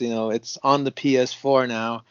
And by the way, not only before we go to MKX, MK9, it's just called Mortal Kombat or Mortal Kombat 2011. We just called it MK9 because it's the ninth iteration. Not only does it have a lot of characters, not seen since their debut in the original games, but you also got a lot of guest characters that are surprised. Like you got Scarlet the Blood Witch, you got Rain and Raiko. Hell, you even got Kenshi, and of course the surprise guest characters. You get the Well, hold God on. of Yep. Yeah, you got your God of War for PlayStation, Kratos, which is a lot more fitting, I say, than his appearance in Soul Calibur or the PSP of all my things. my sister might have words on that, but anyway. But at one point, they were trying to see if Microsoft would be interested to have like Marcus Phoenix for games from Gears of War being, which makes more sense since like Ed Boon was kind of like a big fan of that, or at the very least like their flagship Master Chief. But Microsoft just said no, pretty much to the basis that they didn't want to see their flagship characters killed. Hell, So Sony was able to say, "Oh yeah, here's this guy Kratos. You can like do whatever the hell you want. He's seen worse." But they even said Microsoft's it. like, "No, no, we don't want you killing our guys." Practically any move Kratos did in God of War was a fatality on its own. But like, yeah, Microsoft were just a bunch of big babies and wasted their chance on that one. Well, they didn't get torn apart, but they did put Arbiter in Killer Instinct, so there's that. Yeah, but that's after they learned like, hey, maybe we shouldn't uh say no to a chance of having a guest character appear in a fighting game. Hell, Well, that's why they literally jumped at a chance to let Banjo Kazooie and Steve from Minecraft join Smash Brothers of all things. or have Ezio Auditore appear in Soul Calibur, stuff like that. But yeah, the one guest character that literally turned heads and he was announced as he was like literally the final character of the combat pack.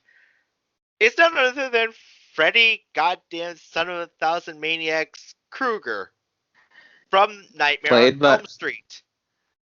but I believe he was modeled after Jackie Earle Haley, but the voice patterns were modeled after Robert. So he's kind of like a amalgam Freddy, right? The voice pattern was kind of a little bit more Jackie. You could hear the little bit of whole raspiness.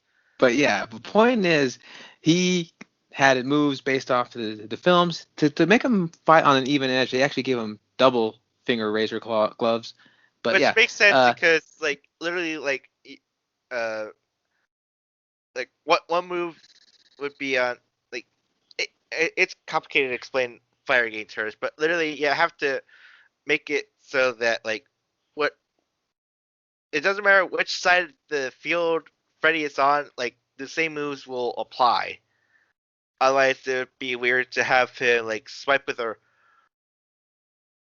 right hand on one side, but then like when he's on the other side, like that other hand's like much farther away from his opponent. but It's yeah. weird. On top of that, you had like all the moves in his move list are named after lines from the movie. I love that one of his fatality is called "Tell him Freddy sent you," and that's when he stuffs you in the boiler. Or when he literally pulls a Johnny Depp on you and just drags you down to a unknown pit and spews all your vital organ fluids out like it's a freaking geyser. So yeah, I mean, like I said, Ed Boon was an unabashed horror fan and movie fan, and they had a lot of like references in their past stuff. But here they are, flat out being allowed to use these movie characters, and that was just the beginning. Oh yeah, but I mean, it didn't hurt that like because they're like under Warner Brothers. Of course, they would have access to a Warner Brother slash New Line horror character. hmm But yeah, and sadly, thanks to the rights of the Nightmare series going back to the West Estate after his passing, you could only get Freddy on physical copies of Mortal Kombat 9 because if you try to go to the Steam store, it'll be an earlier edition that doesn't have it, or or the DLC is no longer up there either. So it's like, yeah, if you want to play as Freddy, you have to buy like one of the hard complete copies. So the complete editions, which Yeah. I do. So no worries about that. hmm But yeah, so yeah, MKX, story mode was even more grander. It picks off a lot of MK9 stuff of Raiden trying to correct stuff and finding out that Outworld is now in a power vacuum, and you got new characters showing up like Kotal Khan and Devora leading the charge against Melina's forces. And you got the new kids on the block, so to speak, with the combat kids, as people nicknamed them, with like Johnny Cage and Sonya's daughter, Cassie Cassie. Cage. You got Who's Jackson Briggs' daughter Jackie, you the got cousin to Kung Lao Kung Jin, and the son of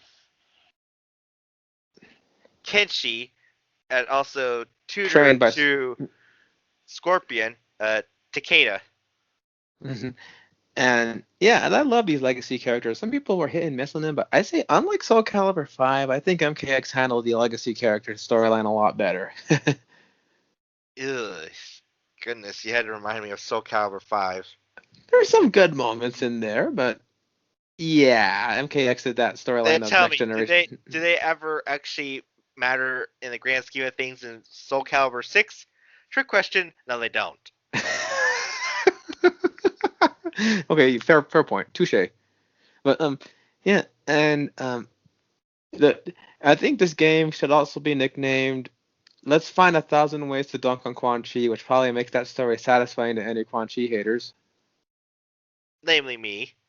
I mean, hell, like at one point in the story mode, you have a quick time event where you have to step on his crotch area. Yeah, so I'm always like ready to make sure that I don't fail on any of these, because like obviously these are the type quick time events you can't really fail. So if you miss, the outcome will be negative, but it'll just keep going as if nothing happened. And Yeah, this one's like even like ridiculous is the fact that like Sonya could have like just like gone to town on this guy, but if you literally fail at everything, she just kind of just like huffing and puffing around, just not doing much to this guy. and she's like, I want to make him feel every bit of this because he's caused so much pain to the franchise. He's the reason why Scorpion's a specter. Uh, he's the reason why Shinnok comes back into town. It's like, yeah, like it's all He's because the of you. reason that he destroyed Sindel's ward, which is protecting like the whole Mortal Kombat, and let her loose to literally decimate an entire like squad of heroes. So yeah, so you're like, yeah, and plus you turn all your dead buddies into revenants that are bitter now. So you're like, yeah, fuck Quan Chi, you're thinking.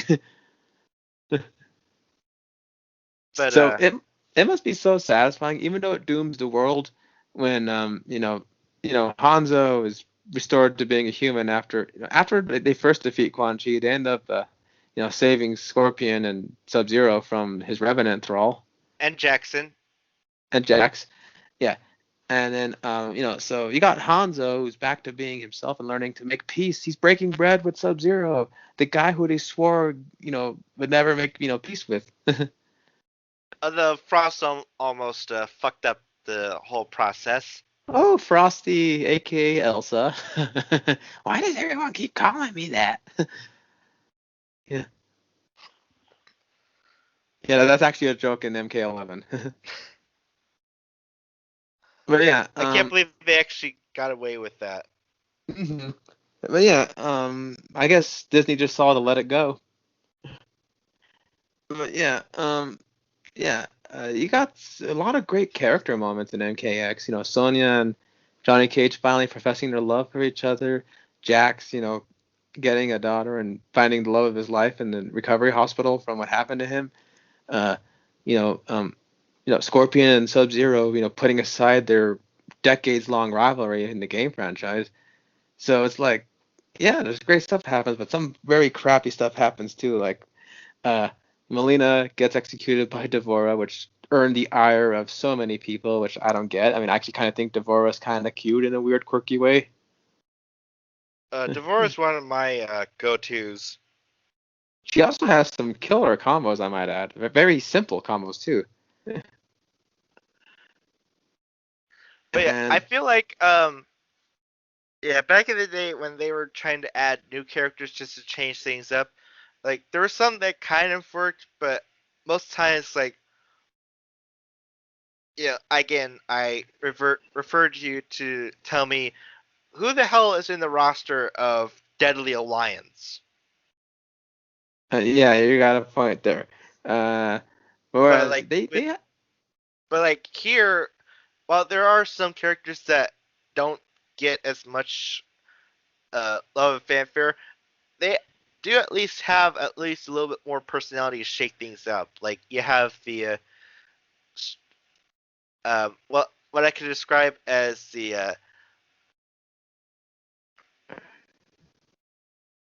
oh shoot, what is that? which character are you talking No, about? that the oh yeah, the name come back to me. You have the a Master Blaster type of dynamic with Farah and Tor, or you You have got your cowboy bounty hunter Aaron Black. Aaron Black. I love that guy. You got your combat kids, as we discussed, which they, especially Cassie and Jackie, have definitely shown to be a staying power on themselves. Uh, I'm, I'm trying to remember. Like these guys aren't forgettable, mind you. It's just that there's just so many characters that's like Cole Khan proving that he can. You got okay, the yeah. Osh-Tech. I'll admit that like I really despise Kotal Khan's controls in MKX. MK11, however, that's a whole different story. But here, this is like I guess NetherRealm's attempt to try to bring a more strategic character of like a sacrifice pros and cons, but it's Yeah, like just trying to play this guy. Like they literally give this guy a chapter. It's literally the second chapter of this damn game, but like it's a struggle to try to get like any combos in because like he doesn't really have any combos per se. Like but yeah, Kotal, yeah, he's got an Osh-Tech, which is like a outworld version of an Aztec, warrior, and he's got like a whole sun and blood motif. And you gotta summon sun pillars and throw disc and do blood sacrifice to increase your damage for a while. But sometimes you might end up screwing yourself at that. yeah, but as we also said, we have Devora, who's definitely uh become a mainstay, especially with the fact that we have this uh Clitaran, who's pretty much just like she literally will do anything just to justify the survival of her hive, especially when it comes to a lot of backstabbing. Literally in some cases. But yeah, and like I said, she's a lot of character people hate her for Also, being she's a perfect uh, like guinea pig for any YouTubers to showcase fatalities and won't get demonetized because her blood is like a gooey blue substance. So it's like, oh, it's brutal, but it doesn't look like real blood. So we get away like with this. yeah, like a lot of places will like AVP. You get R ratings for showing red blood flying everywhere, but if you're cutting apart aliens with glowing green blood and green goo, then you'll let it fly. So same thing with her. Uh, But yeah, and you got your classics like your Kanos, your Sonyas, Johnny Cage, Raiden, Scorpion, Sub-Zero, Kung Lao, stuff like that. But what's yeah, what's very fun is that the part I mentioned earlier that broke my heart was when Hanzo gets back into a blood rage and ends up killing Quan Chi just as he summons Shinnok to the amulet. And by killing Quan Chi, he also severed the chances of restoring the rest of the Revenant heroes who are still down there, like Smoke, Raiden, Smoke, Liu Kang, Katana, stuff like that. I'm like, aww. Like Scorpion, it's great that you got your revenge. In fact, it is satisfying when Quan Chi reaches for the amulet, he gets impaled by a harpoon from the back, and Hanzo yells in the boon voice, Get "Get over over here! here!" and just you know decapitates him right in front of everybody. Like, It's so satisfying. It's literally satisfying to see Scorpion give Quan Chi his due punishment in any form of media. yeah. Oh man, that reminds me. To quote Rocket Raccoon to Hanzo, "What did you do?" I went for the head. But yeah, um, and the funny thing about Shinnok though is, uh, Shinnok kind of is like, Emperor Palpatine meets 2017, just Steppenwolf. Oh goodness gracious! In the fact that he's like all bluster and no bark. Well, when he's like not powered up by the Jinsei, of course. Yeah, yeah. When he turns into Corrupt Shinnok, who aka look. Steppenwolf. No, I was gonna say he looks like a offshoot of the Dark Con attempt from MK vs DC. God, God, He God. also looks. I mean, he also looks kind of like a cyber demon from. I mean, not cyber demon, but one of the Barons of Hells from Doom. But yeah, yeah. Demonic Shinnok is just a cheapo bastard, and it takes Cassie Cage to defeat him.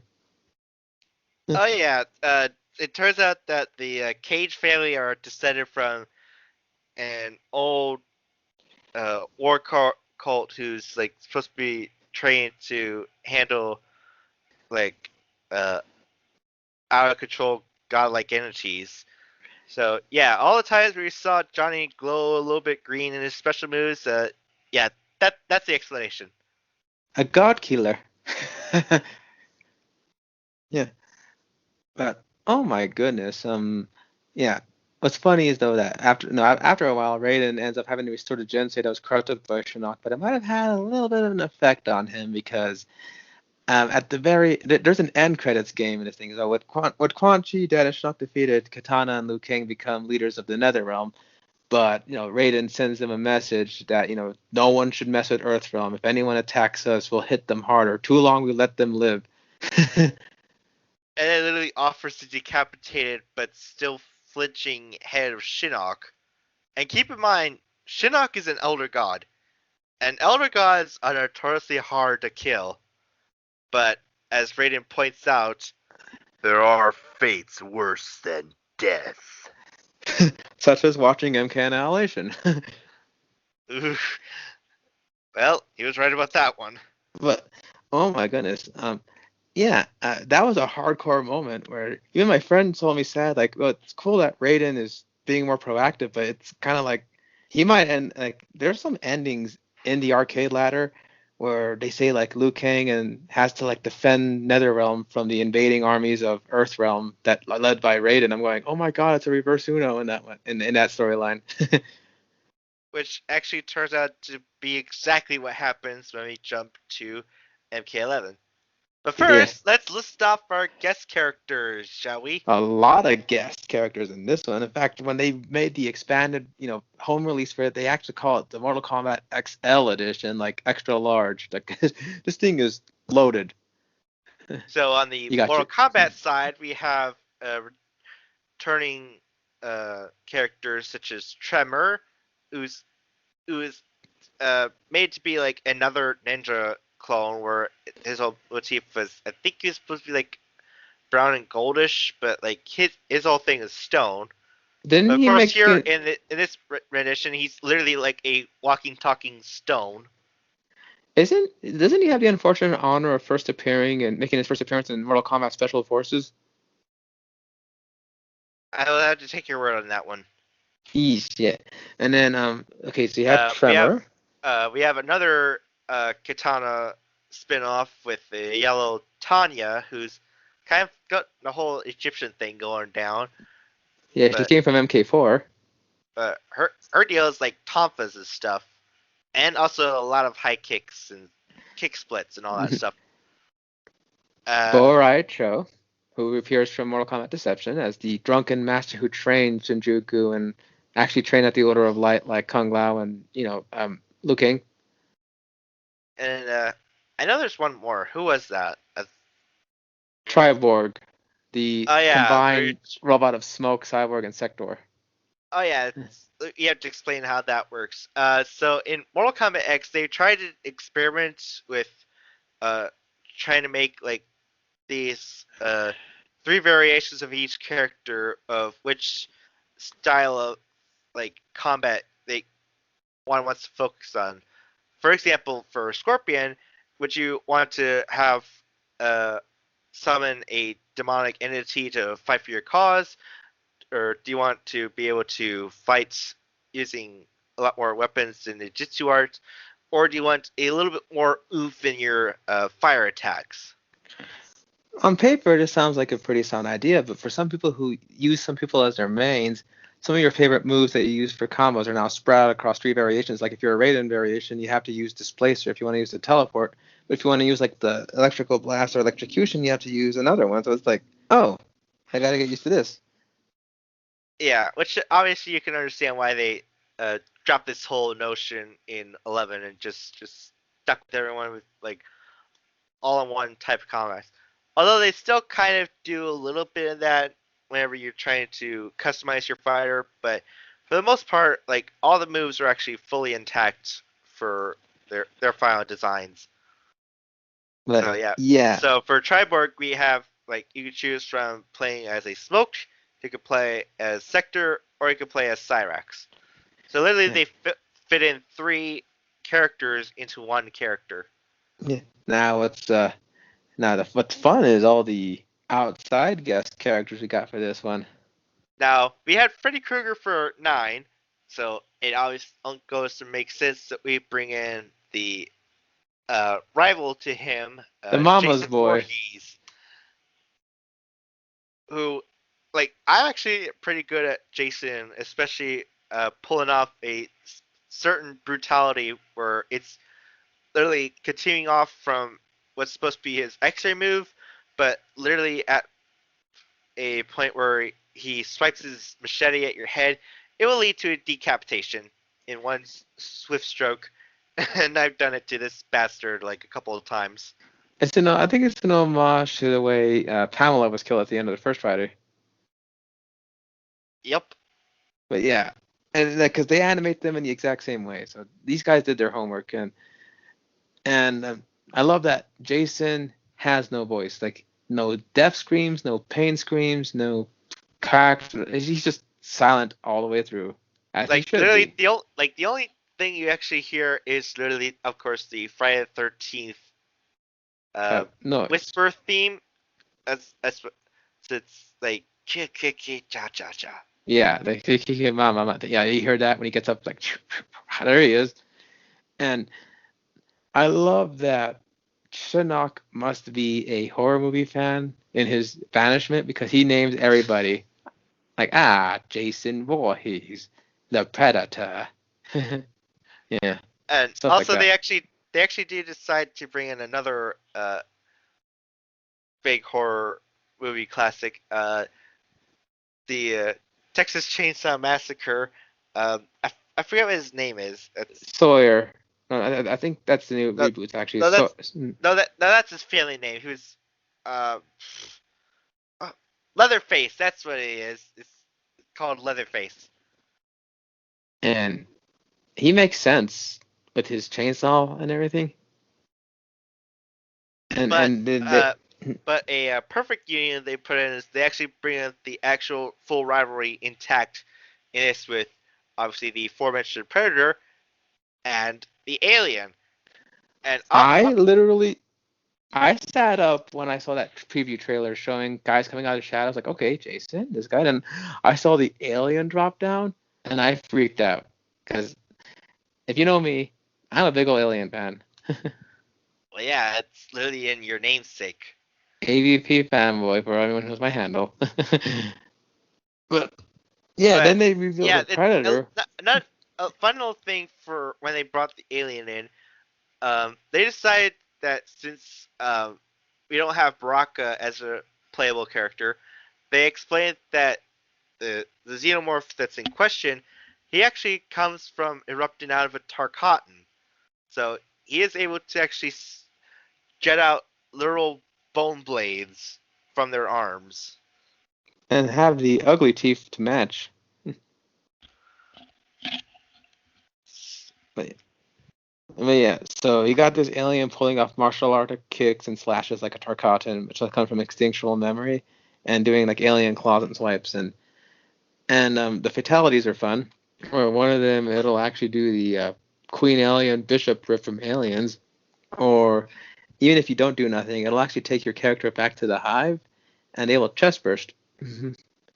Or you could just chest burst them through their brutality, like uh, he tried to do.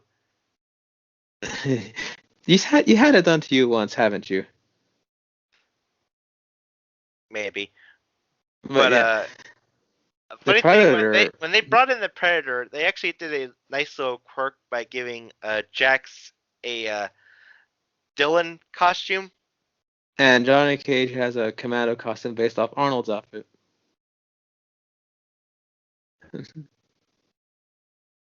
But yeah, obviously, if you're a big horror fan, obviously whenever Halloween hits, you might be able to see people booting up MKX just to play these guys.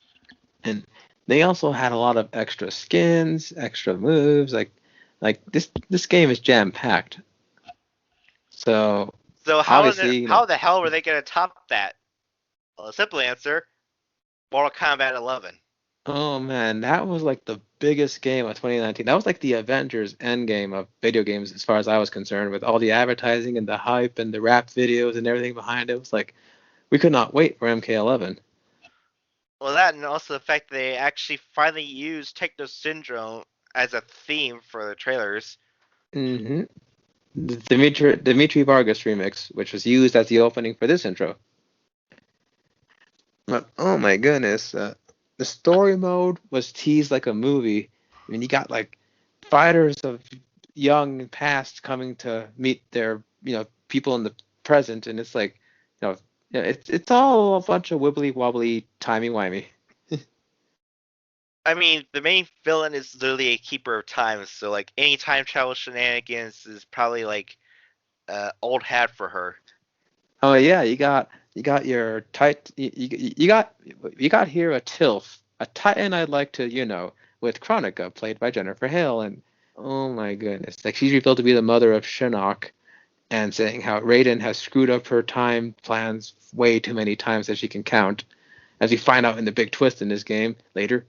But yeah, so she sets in events that sadly there is one casualty of having Chronica as the main villain is that Dark Raiden stuff that was set up.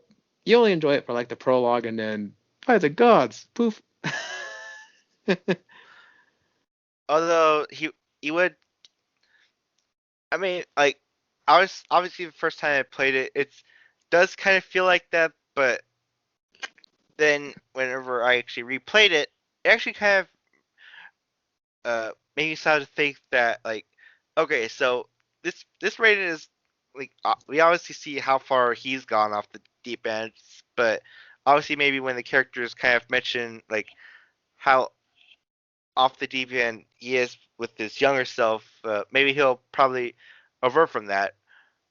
But it almost seems like history might almost end up repeating itself, especially with how very quick he is to judge a supposedly turned scorpion and try to torture him for truth, which he's already given, but Raiden's not going to buy that. Yeah, I don't need your approval. I must have obedience, Liu Kang. And then they're right. The Revenants are right. You have lost your mind. If if you must die, so be it. Even Raiden's like, this has happened before, and the big twist happens to reveal that they've Yeah, done this through multiple timelines. yeah, when they first showed the events from MKN, it's like, oh no, it's a big callback to that. And then they show a different take. And you go, wait a minute. And then another, and then another, and oh hi MK Arganon, and then another, and another, and another, and it's like, oh shit. That was one of my favorite twists in gaming in a while. But yeah, I mean, you got some cute things in the beginning, like you got young Johnny Cage and young Sonya interacting with their future daughter.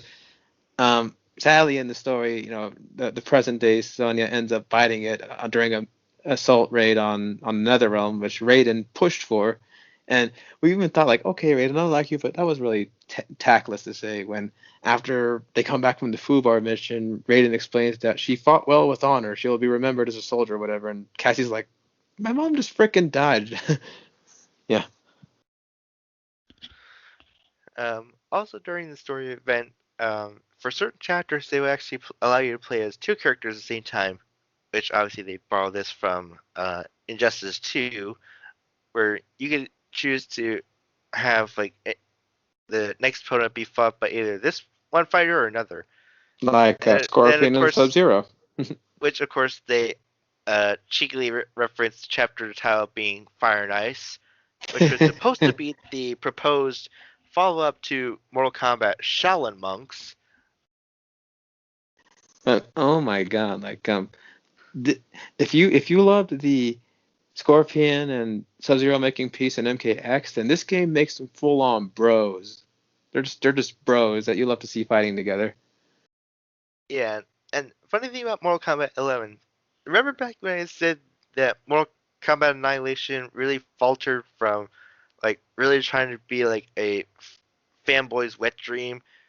Well, here a lot of the fanboy wet dreams here are done, but they're actually done tactfully, have purpose, and don't distract from the whole story. So this was MK Annihilation done right, essentially. Yes, essentially. But oh man, there are some controversial things with the game that are not too major, but like for example, The grinding. like casting I think MMA fighter Ronda Rousey turned actress and as Sonya Blade, which makes sense because Sonya's a kick-ass fighter and you got this real life kick-ass fighter, but her acting was not to be up to snuff by some people. I think it was fine for the story. I mean, she sounded pretty okay and like on point, and like actually made me care for this Sonya, well, the younger Sonya, whenever she's struggling around. So it's like I don't see what the big deal is. Well, then there's also this very stupid controversy that is a non-controversy in my opinion about people talking about how they kind of desexified the characters like because in MK9 they brought it to the modern generation. A lot of the designs for the females were very, very fan servicey, to use a light Yeah, word. like especially like with some characters like Sonya Blade having exposed cleavage. Or I have to stop that Melina because just like you know you guys remember back when like MK1 introduced Sonya Blade and definitely showed her tits and ass? You didn't? Oh, that's because they didn't. So why the fuck are we doing it here? yeah, but yeah, friggin' yeah, I mean, Melina's one of her unlockable costumes is her wearing nothing but tapes from her being born from the flesh pits for crying out loud, and It's, I had to laugh a little bit whenever I was watching the cutscene like compiled together as a like full movie, and like the editor had to dance around the fact that there's this flesh pit Melina and had to edit scenes so that they don't show all that to get demonetized. sister. But yeah, um, Also, uh, can I say that it's weird that Melina acts like this in MK9, but like in MKX she's like bratty and brash and all that. It's like, okay, what happened in like the intervening 2 years that like you became like this? well, she became Khanum. That's what happened. She succeeded to the throne of Shao Kahn, and then Kodo called him to say, "Nope, bitch, I'll take claim to the throne," and that made her, very embittered with people betraying her and stuff. They brought back her playful side in MK11. Oh God, that's a story about the battle it took to get Melina in MK11. But yeah, As a like whole, I said, it was a bigger fan demand than Spawn. yeah, Oh, speaking of which, oh hell, yeah, Spawn is actually in MK11. hell, I think that bring back Molina probably rivaled release the Snyder Cut in terms of how many times these guys were trying to tell the producers about Molina, and they would make jokes like, "Oh, she's never ever going to appear in a game again on April Fool's Day," stuff like that. But yeah, Ed Boon with social media has a habit of really playing with the fans. Hell, during the unfortunate events of the pandemic, he actually has his avatar be Scorpion with a mask saying "Stay over there."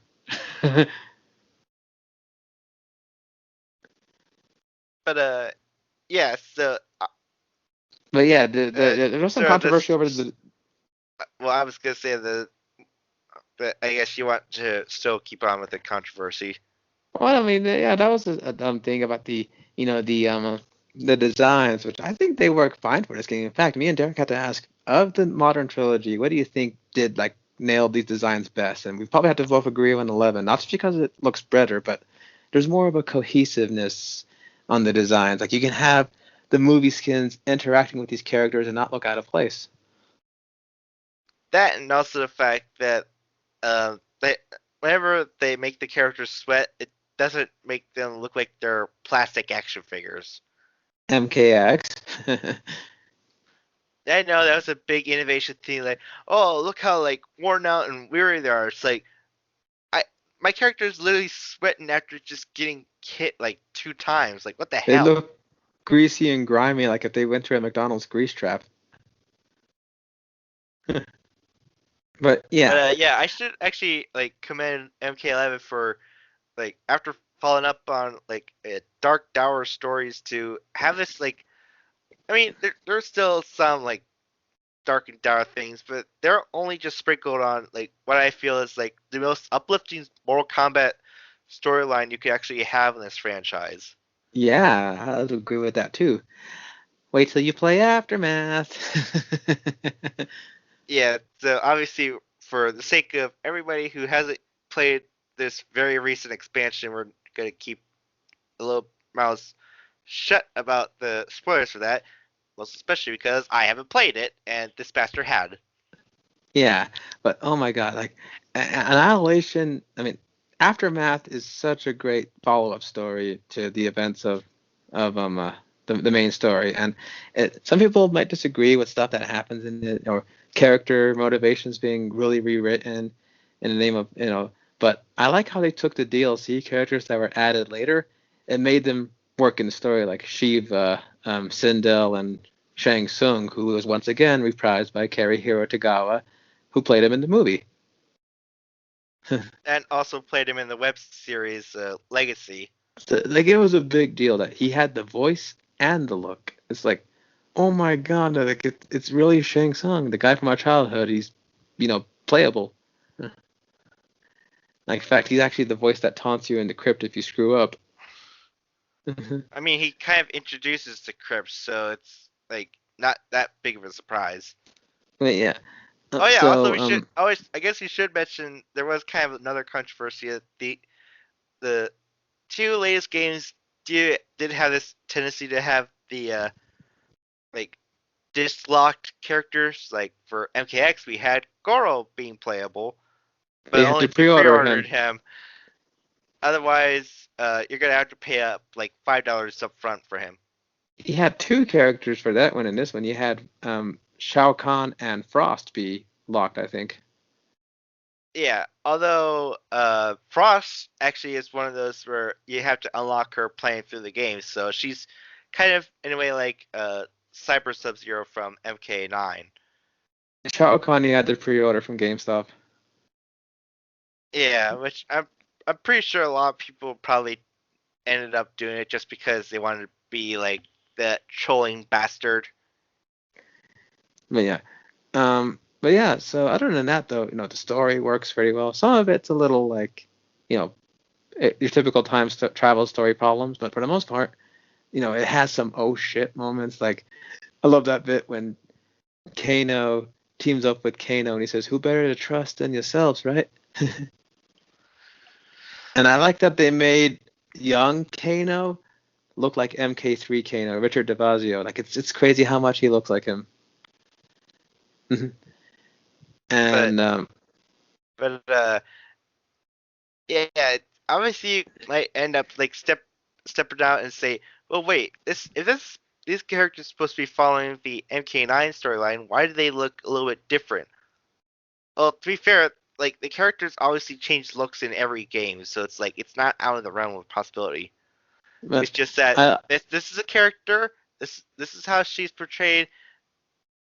It's still the like consistent in that notion. The cloning thing is just like dressing, honestly. oh now oh my gosh Cassie Cage got even cuter in this game. Like she's just a ball of adorableness to me. I mean, like not to diss on like the MKX one, but she was kind of a little bit leaning more towards her her dad in like style pros, but here I think she definitely like got to blossom as like her own personalized form. Well, yeah, and yeah, she's just flat out adorable. Plus, she gets a Harley Quinn skin. Oh yeah, I wonder why. Oh yeah, because they actually added Joker into this. Yeah. Sadly, Joker was a kind of a last minute addition, replacing another guy who had come forward because of legal crap. Who is that? I never read up on that. Oh You're in no, charge of you're in charge of Jack and shit, and Jack left town. really? Oh man. Well, like, there's still a chance. Who knows? But until they do, like, but for now, it seems unlikely because the rights are tangled up all over the place. But yeah, because hell, It there was almost seems like every single goddamn year there's always like some old franchise is having rights issues. well, that's the nature of copyright law for you. But yeah, because hell, even there's a screen showing order the season pass now with Shang Tsung, Sindel, and this is Ash, even though Joker's the character picture. So they're like, oops, they had to correct the screen. So it's like, yeah, and hell, other actors. I distinctly remember like the trailer for their combat pack had that distinct chainsaw noise. Yeah, they wanted to actually do them, but again, it got tied up because it has to do with Army of Darkness's rights, plus, this and that. So it's like, I'm sure if Sam Raimi still had direct control, he probably would have said, yeah, sure, but it's all over the place. That's a whole can of worms in and of itself. I honestly thought they had the whole thing sorted out when they were making Ash vs. Evil Dead. Like in the first Well, season, they couldn't mention Army of Darkness, but then like a later season, it's like, oh yeah, the Army of Darkness did happen. It's just we I don't never know. mentioned it. Like I said, there's still a chance he may or may not, because MK11 is still getting lots of support even to this day, surprisingly. Well, also, MK11 must be the most balanced of the Mortal Kombat games because MK9 was notorious for some game-breaking character combos existing where, like, you might as well just give up if an opponent does these combos to you. And MKX had a couple like balancing issues too, where some characters really sucked or some were good, but everyone had more of an equal fair play in MK11 in terms of like the feeling. It's like you don't feel completely overpowered or underpowered. It's But like let's just say when you actually make Kotal Khan actually fun to play as, like you've already done God's work. hmm but yeah, so there's a lot of returners from X, surprisingly. So Kotal Khan comes back, Devora comes back, Aaron Black came back. Um, you know, only two of the combat kids return with Cassie and Jackie, but they do make mentions of Takeda and Kung Jin when talking to their mentors and counterparts. Of course, you got your classics like Scorpion, Sub Zero, Kano, the like.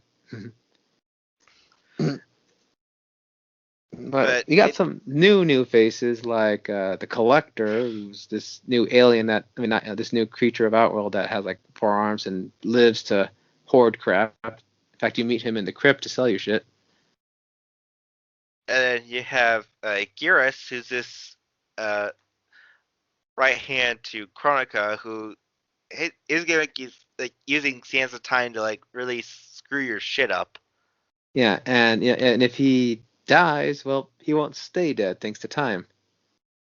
And then obviously I would be remiss if I didn't mention my friend Corey's big waifu Frost, who's making her big comeback in this. She hasn't been playable since MK Deadly Alliance, so that's a big deal. Well, I think she was in Armageddon, so yeah. Well, yeah, Armageddon's whole gimmick was like every character is playable. It was a Smash Ultimate before Smash Ultimate was a thing. Hell, even Meat was brought back. That was the joke model from MK4 where you play as the disembodied skeleton with red bits on it. So, but yeah, mocap. Mocap was playable in MK Armageddon. That's the mocap guy. Yeah, and everyone's most noteworthy pick for top 10 worst MK fighters list. Yeah.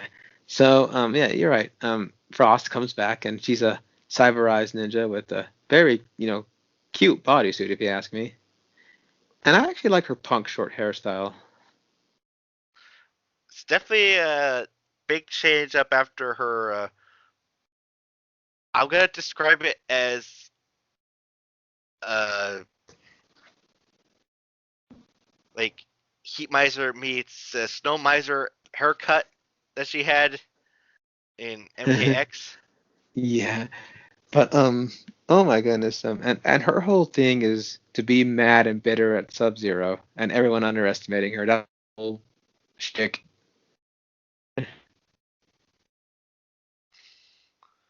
Yeah, but I think that's it for like any like newer faces that came in. Everyone from so again that this is funny, everyone like if he was gonna pull the trigger on him. You want to repeat that? You're kind of phasing in and out, back and forth. Oh, sorry, I was saying that everyone who was a revenant for this one. Oh my god, I remember the holy shit moment that happened during the ski. And after learning Shang Tsung magic, Revenant Liu Kang ends up stealing the soul of his younger self and to become more powerful. I was And gonna call a big bit of an objection on that, since like aren't you kind of affecting your past self by doing that? And then I stopped. Like, oh, right, the Revenant One is already the dead Liu Kang, so this is just uh, never mind then. but I do love how he's at his mercy. He tells Raiden to finish him, and Raiden says the most Raiden thing I've heard him say in a long time. I'd rather save you. And he ends up fusing with Liu Kang to create Fire God. Fire God Liu Kang, which is literally the biggest holy shit moment of MK history, even. hmm And oh my god, I love that ending where if you lose to Chronica, you get this basic ending where after time has been reset to its base forms, and Raiden shows up as your guide to say he will help you shape sands of time to be better. And there's a part when he calls him Lord Raiden. He goes, "No, Liu Kang, it's just Raiden." And you see Raiden with his normal eyes instead of his usual ethereal glowing eyes. I love that moment.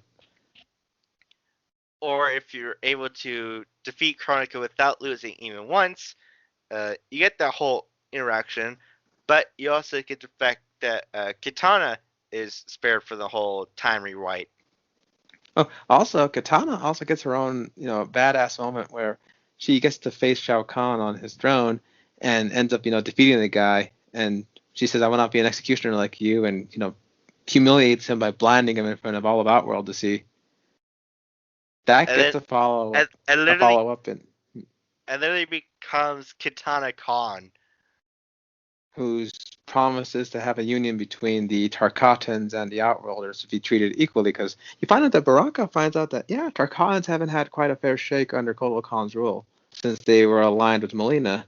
And Kotal Khan kind of has a no bullshit policy of if you stand against me, you will be wiped out. Oh, and also, can I just say that Kotal Khan and Jade is like the cutest ship I've ever seen in this Mortal Kombat franchise. Really, it is adorable.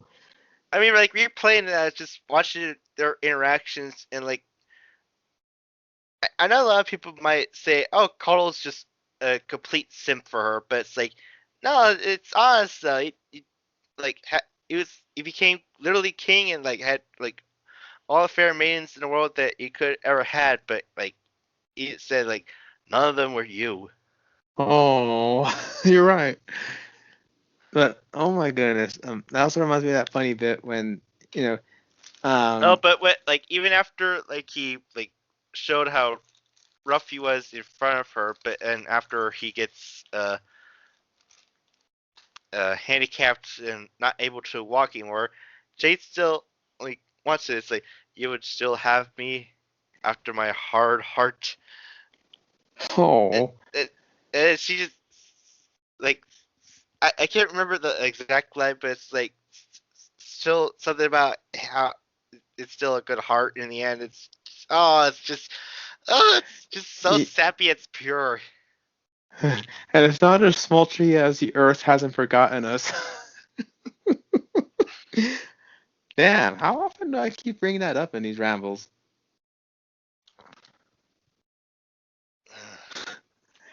But yeah, uh, you know what it reminds me of? It reminds me of Silverbolt and Black Narachnia's relationship in the Transformers series. Take your word for that then. Hmm. Yeah, finishing up this. Okay. Okay, yeah. I can give you a hand with that. Un momento.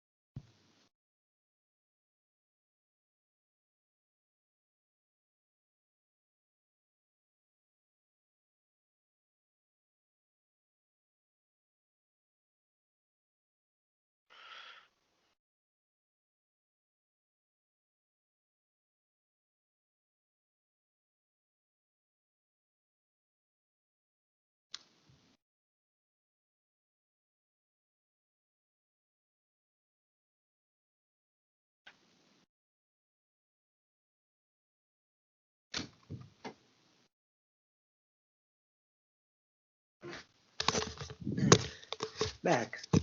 Sorry about that. Hello? So, where were Oh, we? yeah. Oh, yeah, the romance. And, like I said, the Hanzo and Kuai Lang have some of the coolest romances in this whole thing. Not like a bromance, but they truly respect each other. And, like I said, it's kind of funny to see present day Cassie Cage talk to young Sonya and young Johnny Cage, saying, "You guys, got to be together."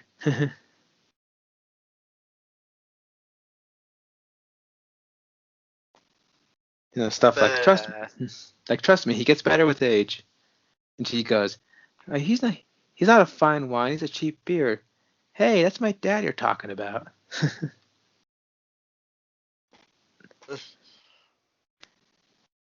But yeah, so yeah, I think MK11 really was an MK fans, fulfillment. Not everybody got what they wanted, but for the most part, I'd say I got my money's worth with it. It lived up to the hype in my mind.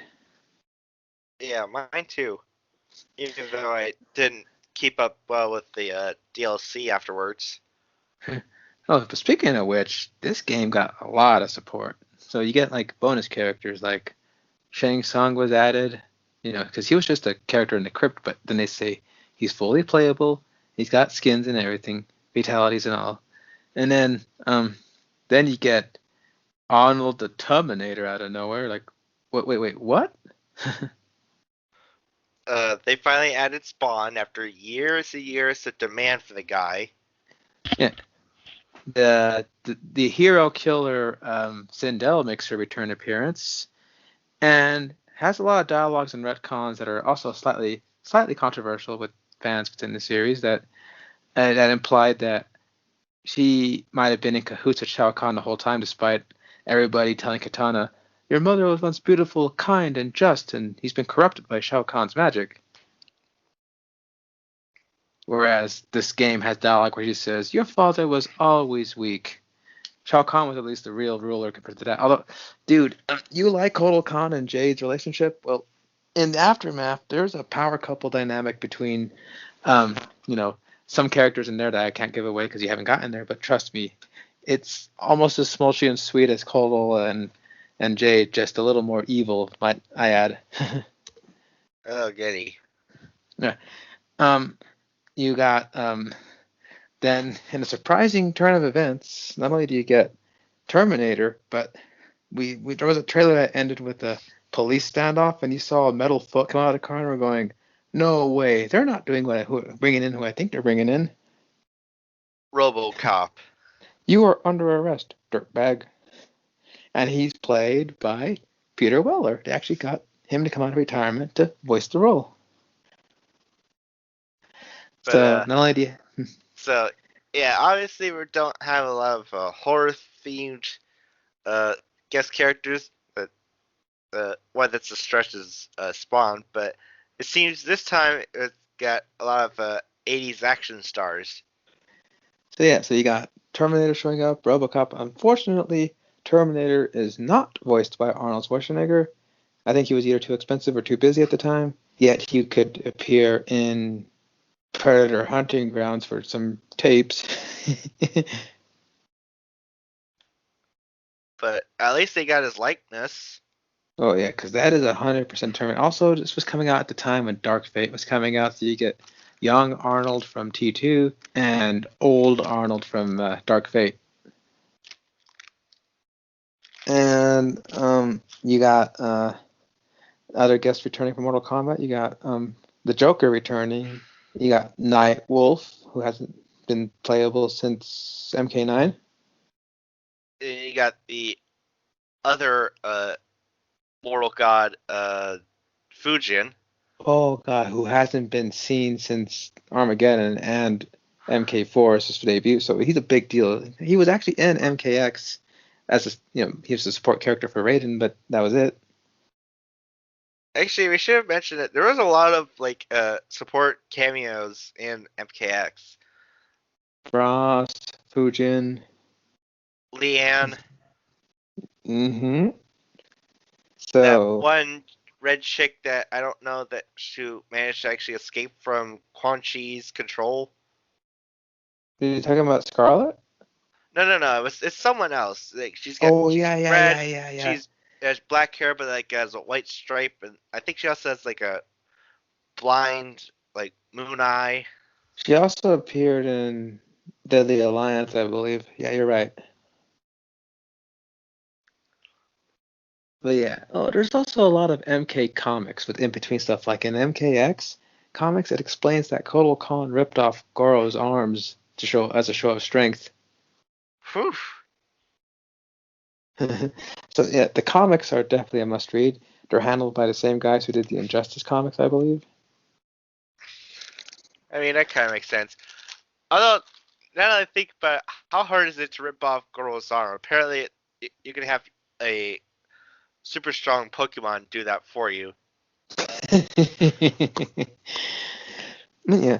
And of course, the biggest surprise for me as a guest character was they revealed that, okay, Rain was coming back. All right.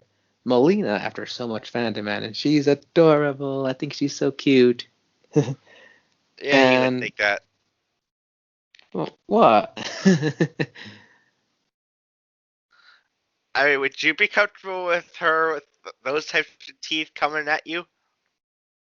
They made it look cute in MK11. Hell, dude, I was sending you so many screen caps of her with her smiling maw. Remember?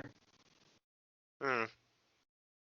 But oh my goodness! And of course, the biggest surprise, like the most nobody saw it coming, in the trailer was that you got Rain and Melina facing off, and all of a sudden you hear someone come out of the jungle, and they go, "Who are you?" And you see Sylvester Stallone come out and say, "I'm your worst nightmare."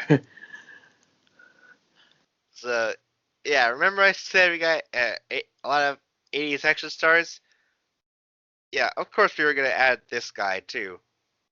John Rambo, and you could actually have Arnold Schwarzenegger and Sylvester Stallone in their prime facing off against each other. And Or the obvious rivalry of having a Terminator fighting a Robot Cop. but oh my gosh, John Rambo is perfect. His move set is from the movies. His voice and characterization lines are in character. Sylvester Stallone still got it, and he has one of my most favorite outros. I hardly do fatalities with Rambo because I want to see this outro where he pulls out his M60 and just starts firing before shooting in the air, doing his Rambo cry. And thankfully, you do not have to hear no, "Come on, comrades. He's a man, not a god." He's a man, not a god. Come on, combat. He's a man, not a god. Come on, comrade. He's a man, not a god.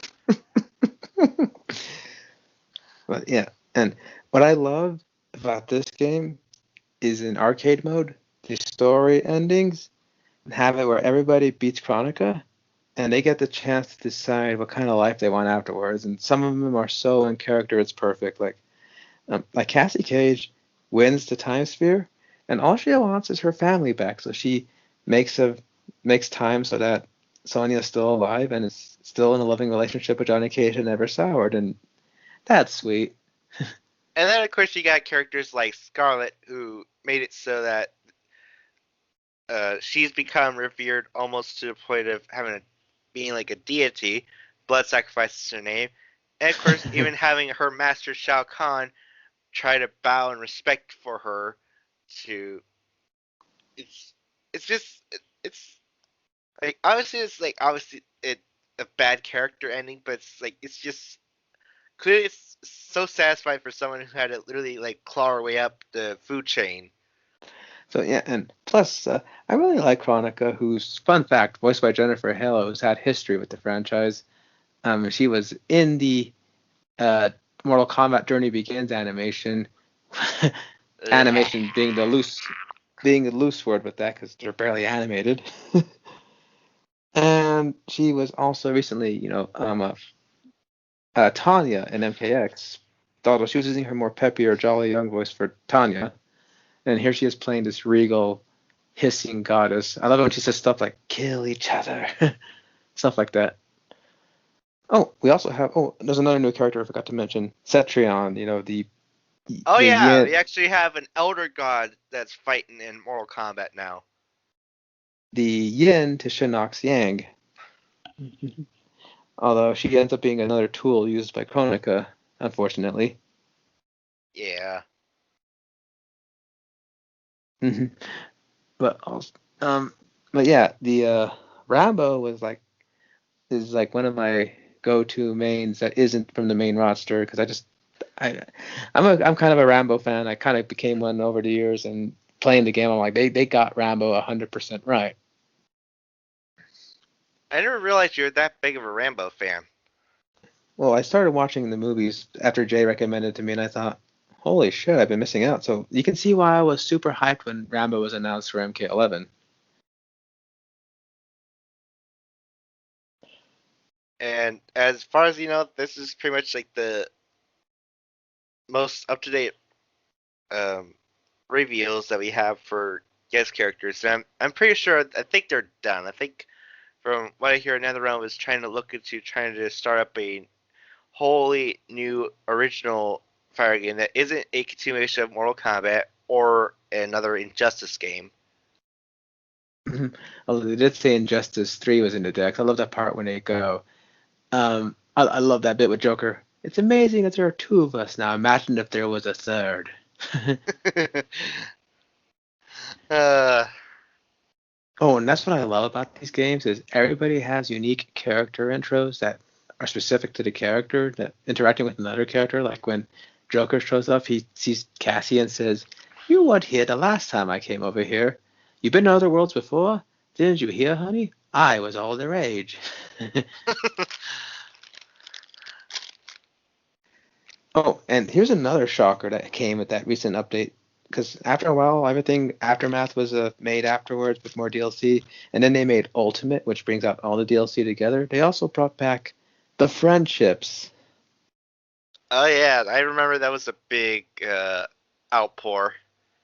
Like, everyone was happy to see that back, and they made the most perfect song for that when they revealed it. They revealed it with Scorpion ready to do something, but then he brings in a teddy bear and they start singing, "Why can't we be friends? Why can't we be friends?" There's a lot of cool friendships. Like I think Raiden's might be like probably the wildest and like really coolest of the bunch since his is pretty much like a techno rave. And of Which brings course, like how could you actually bring Shang Tsung back and not having to do the Rainbow Connection again? Yeah, and Raiden's not only does it make a reference to America's Got Talent, but it also brought back the obscure friendship from way back when he brings out Kid Thunder as his partner. But yeah, we're kind of all over the place when it comes to Mortal Kombat, and like I think I kind of rank the whole franchise as being like one of my top favorite fighters, up there along with Tekken, since Tekken was actually kind of like one of my first fire forays, specifically would you Tekken 3. would you object to a Tekken versus Mortal Kombat crossover? I'll let you know as soon as they finish getting around a Tekken cross Street Fighter. Oh yeah. Well, speaking of which, it's weird that the one character that you would expect to appear in Mortal Kombat ends up in a Tekken game. Negan from The Walking Dead. Yeah, that I think that one kind of made me tip my head and go, but why? It really, why would she even do that to begin with? Like, if anything, like if you heard Negan do his whistle in an MK reveal trailer, you go, "Well, that makes sense." And hell, his most famous move ever is like made people hate him on television, and that's a fatality on waiting to happen. Or how it's considered the fact that that's just a TV version of it. Imagine what he did if he actually went a little bit harder for a fatality.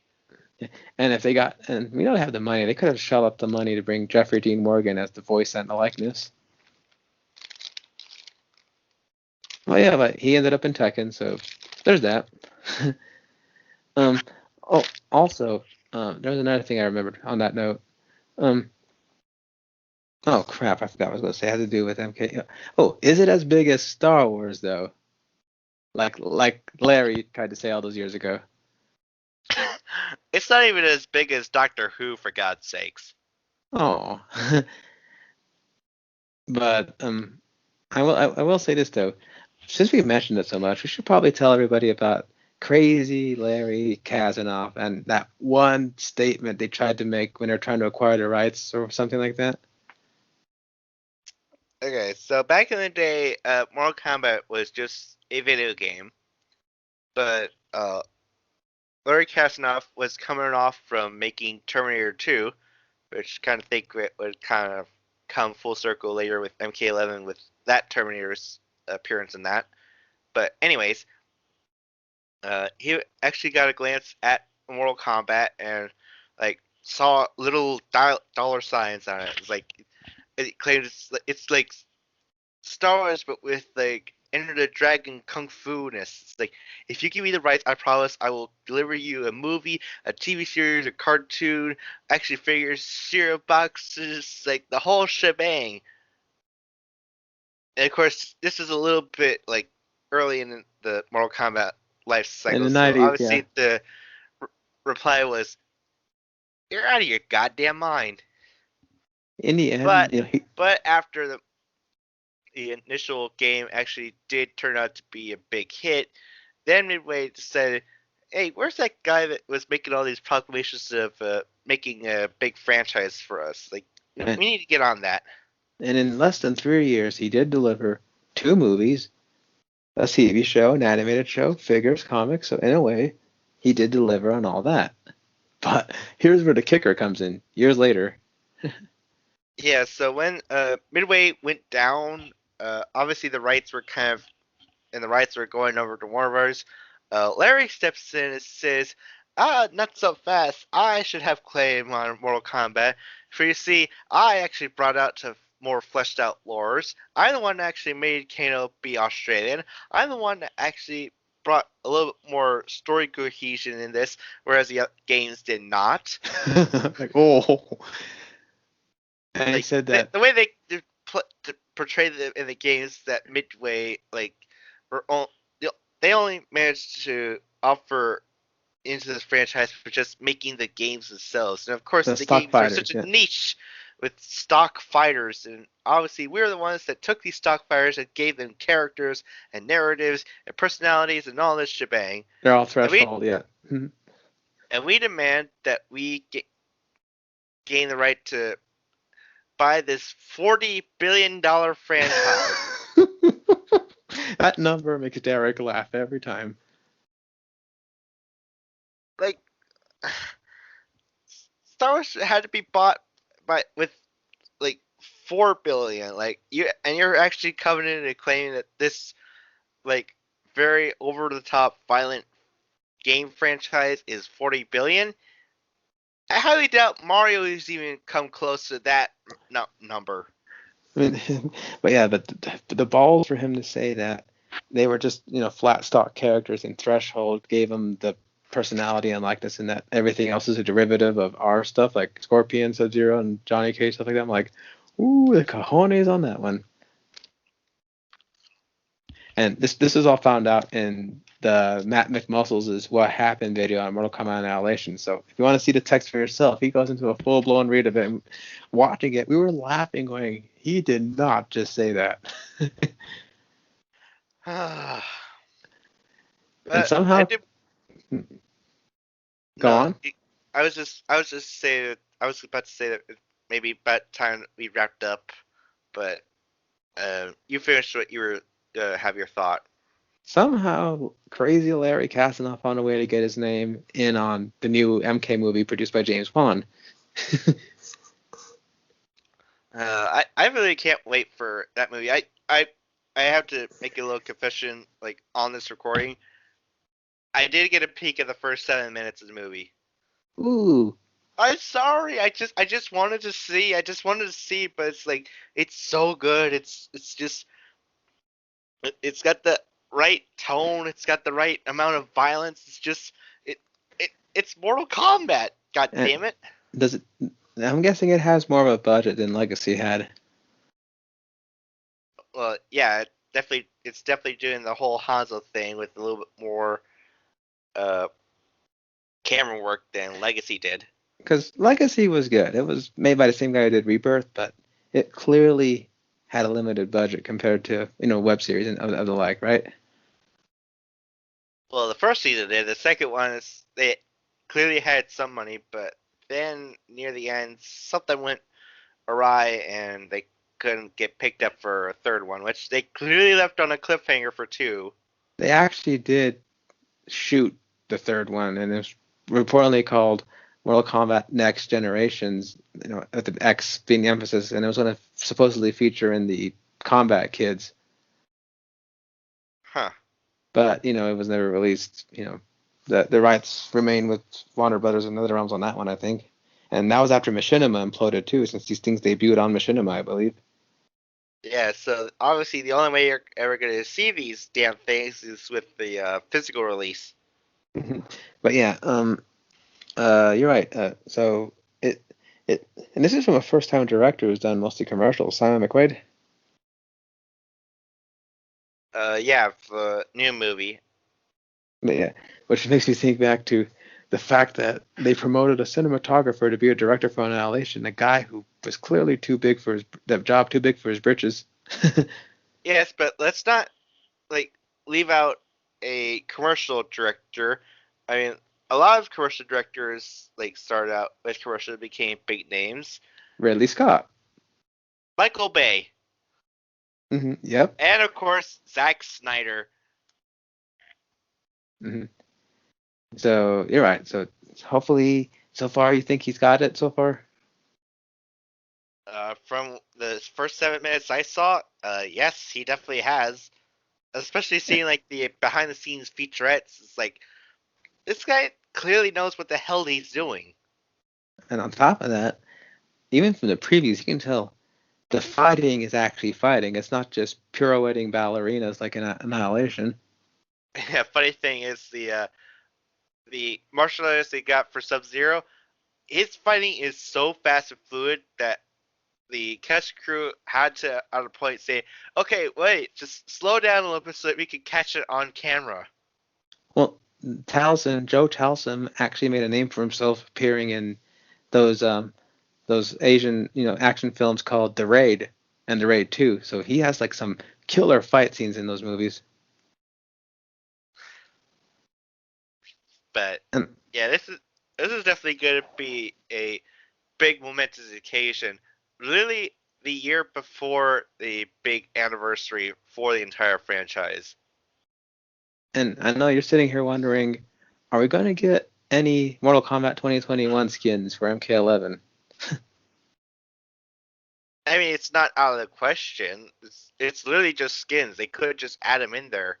No, you can do Scorpion or Sub-Zero and their looks from the movie and stuff like that. And hell, for months we were hearing this movie was coming. There were no trailers, and out of nowhere they decided to drop one for HBO Max, and I was sold from that trailer onward. Like, oh my gosh! Even though some people said it was a little iffy on the fact that they didn't use the traditional trademark when Scorpion does his get over here, but it matches the character if you ask me. Yeah, and also the fact that I was kind of a little bit hesitant to have a Mortal Kombat reboot, especially when I argued that even without much blood and gore, like the original 1995 movie was like it literally captured the whole peak of like the story for the first Mortal Kombat game. So like, how are you gonna top that? But as I've literally like observed and watched and like studied this movie, I can definitely tell it's definitely a beast of its own, but it's a beast that's adapting a property and doing it right for the big screen. We hope, and like I said, you can tell they have plans that this is just the beginning. I mean, they're not putting the cart in front of the horse and hoping for like 10 sequels, but they know their universe is big. They know the core they got to show, and they know that there's definitely more avenues to explore if this makes enough for them to make more of these. Which I'm definitely sure it's gonna happen, since what the hell is gonna be going on around in April, anyways? Well, yeah, you know what's Especially funny? considering the fact that a lot of big ones that were supposed to come out in May have been pushed to literally mid-summer. So Yeah. And so far, this release strategy actually has worked out for Godzilla versus Kong. So who knows? It might work out well for this one too. it might have a little bit of a difficulty considering it's R-rated, but like I'm pretty sure a lot of like old school fans are gonna let their kids watch it, knowing like at least how far this franchise is willing to go. hmm And I still remember when they were shooting this thing. On after the first day of shooting, all they showed was the clapperboard and a lot of fake blood on the ground, saying how it has begun. Yeah, there- this isn't gonna be like some faux R rating that they slapped on like to draw an attention for like a good day to die hard. Ugh, good grief. No, Or this one is definitely good to be wearing that R rating as a proud stamp on its forehead. yeah, yeah. It's not like they only said two f-bombs and added digital blood to try to make hero impacts look harder in a movie that came out a few weeks ago, eh?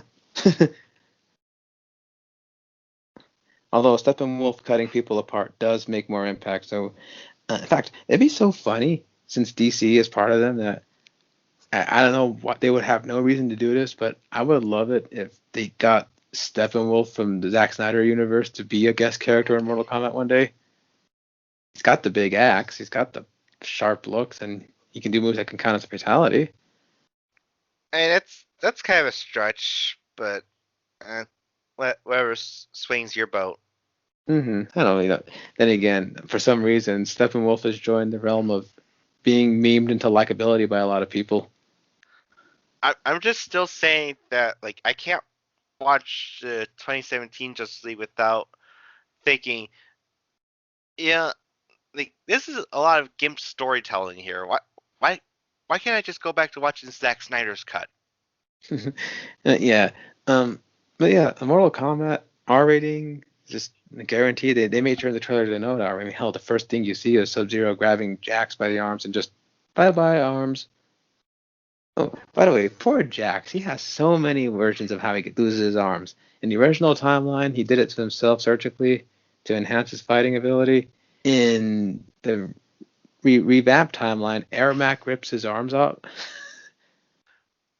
Or in Annihilation, he just got himself a cheap Sitho sleeves that decides, screw it, and just rips off like God only knows how much millions of dollars of U.S. budget went into those damn things. Uh, in uh, in MK Scorpion's Revenge, Goro rips his arms out as a demonstration to everybody. Yep. And here, Sub-Zero ends up booming him. So, like, yeah, don't mess with him. So But, I guess it's time for us to wrap up. We're kind of going in circles about small little knickknacks about this. I mean, we could go on about talking about how like it's rare to think that a video game franchise could actually spawn like a live action TV series, a admittedly short lived one, but it still happened. So a stage show that no footage exists of. uh, that find hard to believe. You would think that some fan would decide to try to record it and like sell it off as a bootleg. Yeah, like, the only way we know it exists is the promotionals and the few interviews they did on, like, morning television.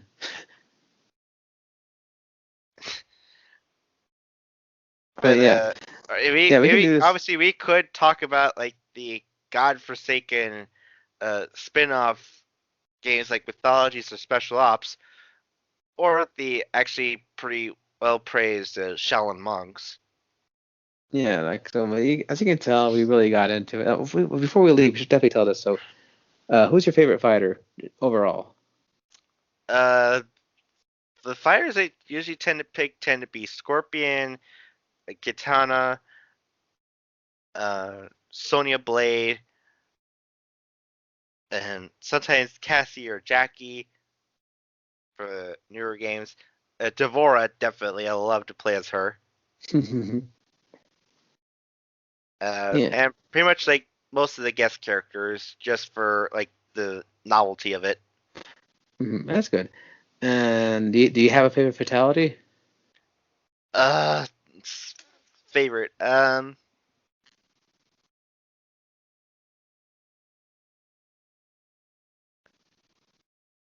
don't know. There's so many ways that these characters kill each other. It's kind of hard to keep track of all of them. Oh yeah, well, me, I think it's no surprise to you. Like my mains usually include, in almost the entire series, include Raiden and the Scorpion, Obviously. and then of course Melina's also gotten in there. You seem baffled. No, just keep going. And then of course Cassie's now part of my major mains, especially MK11 Cassie, just awesome. And sometimes Reptile.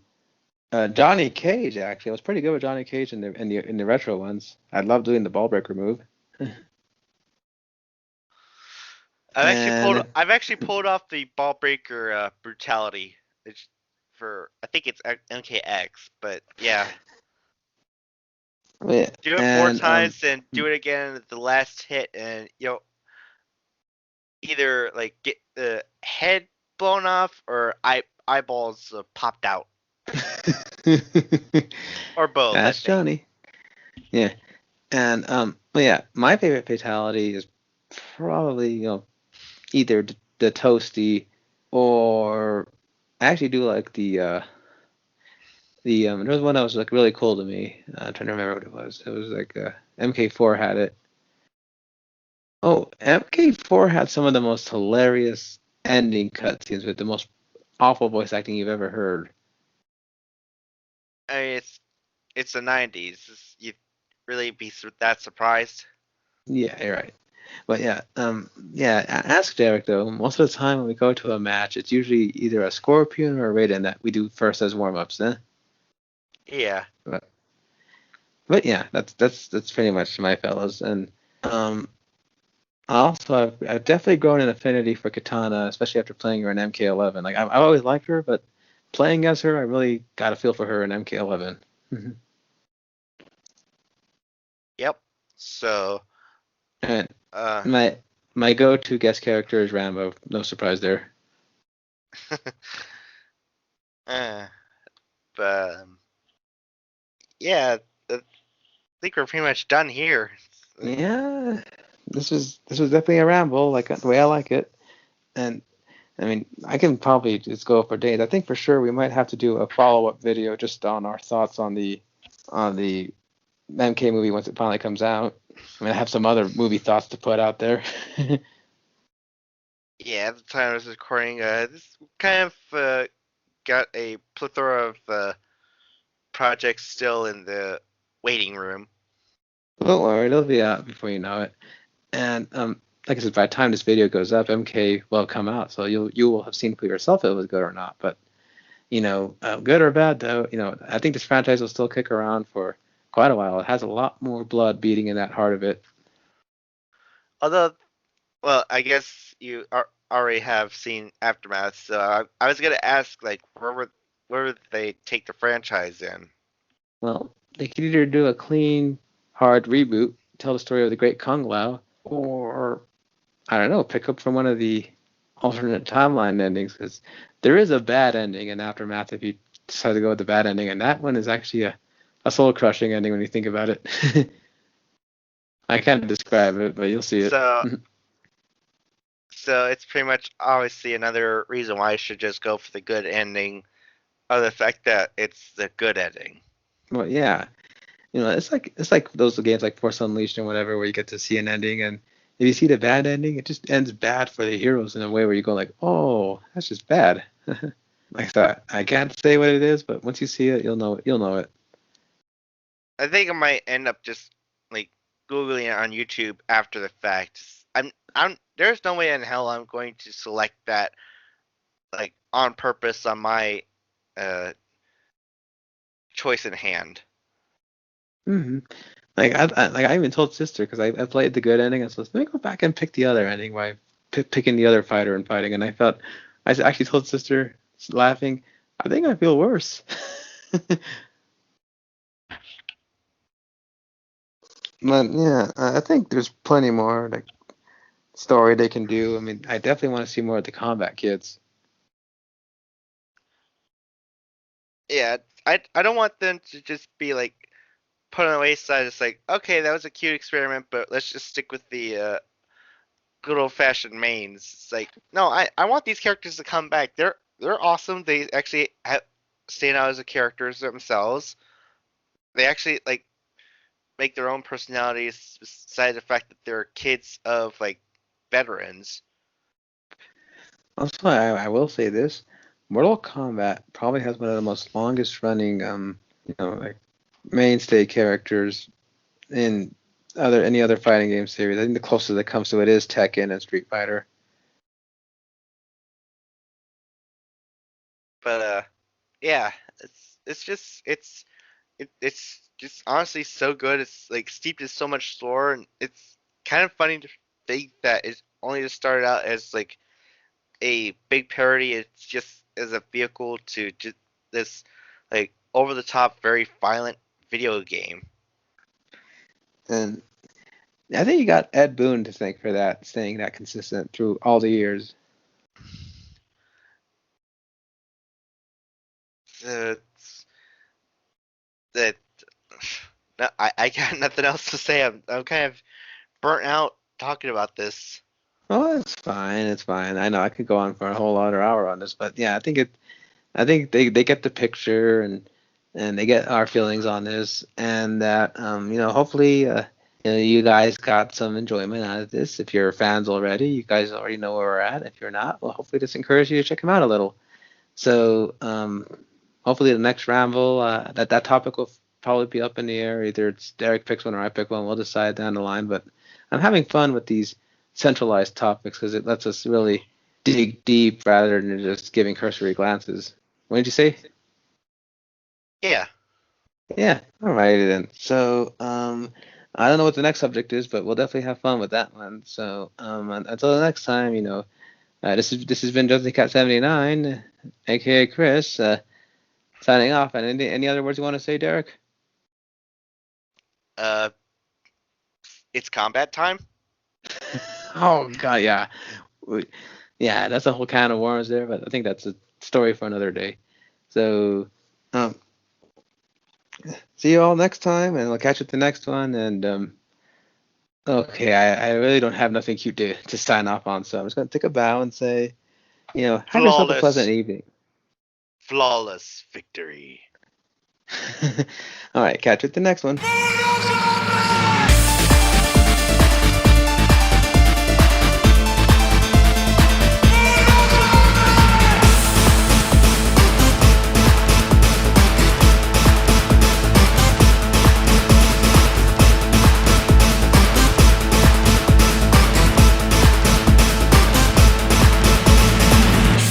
That's enough! Enough! Enough! Enough! Excellent. Flawless victory.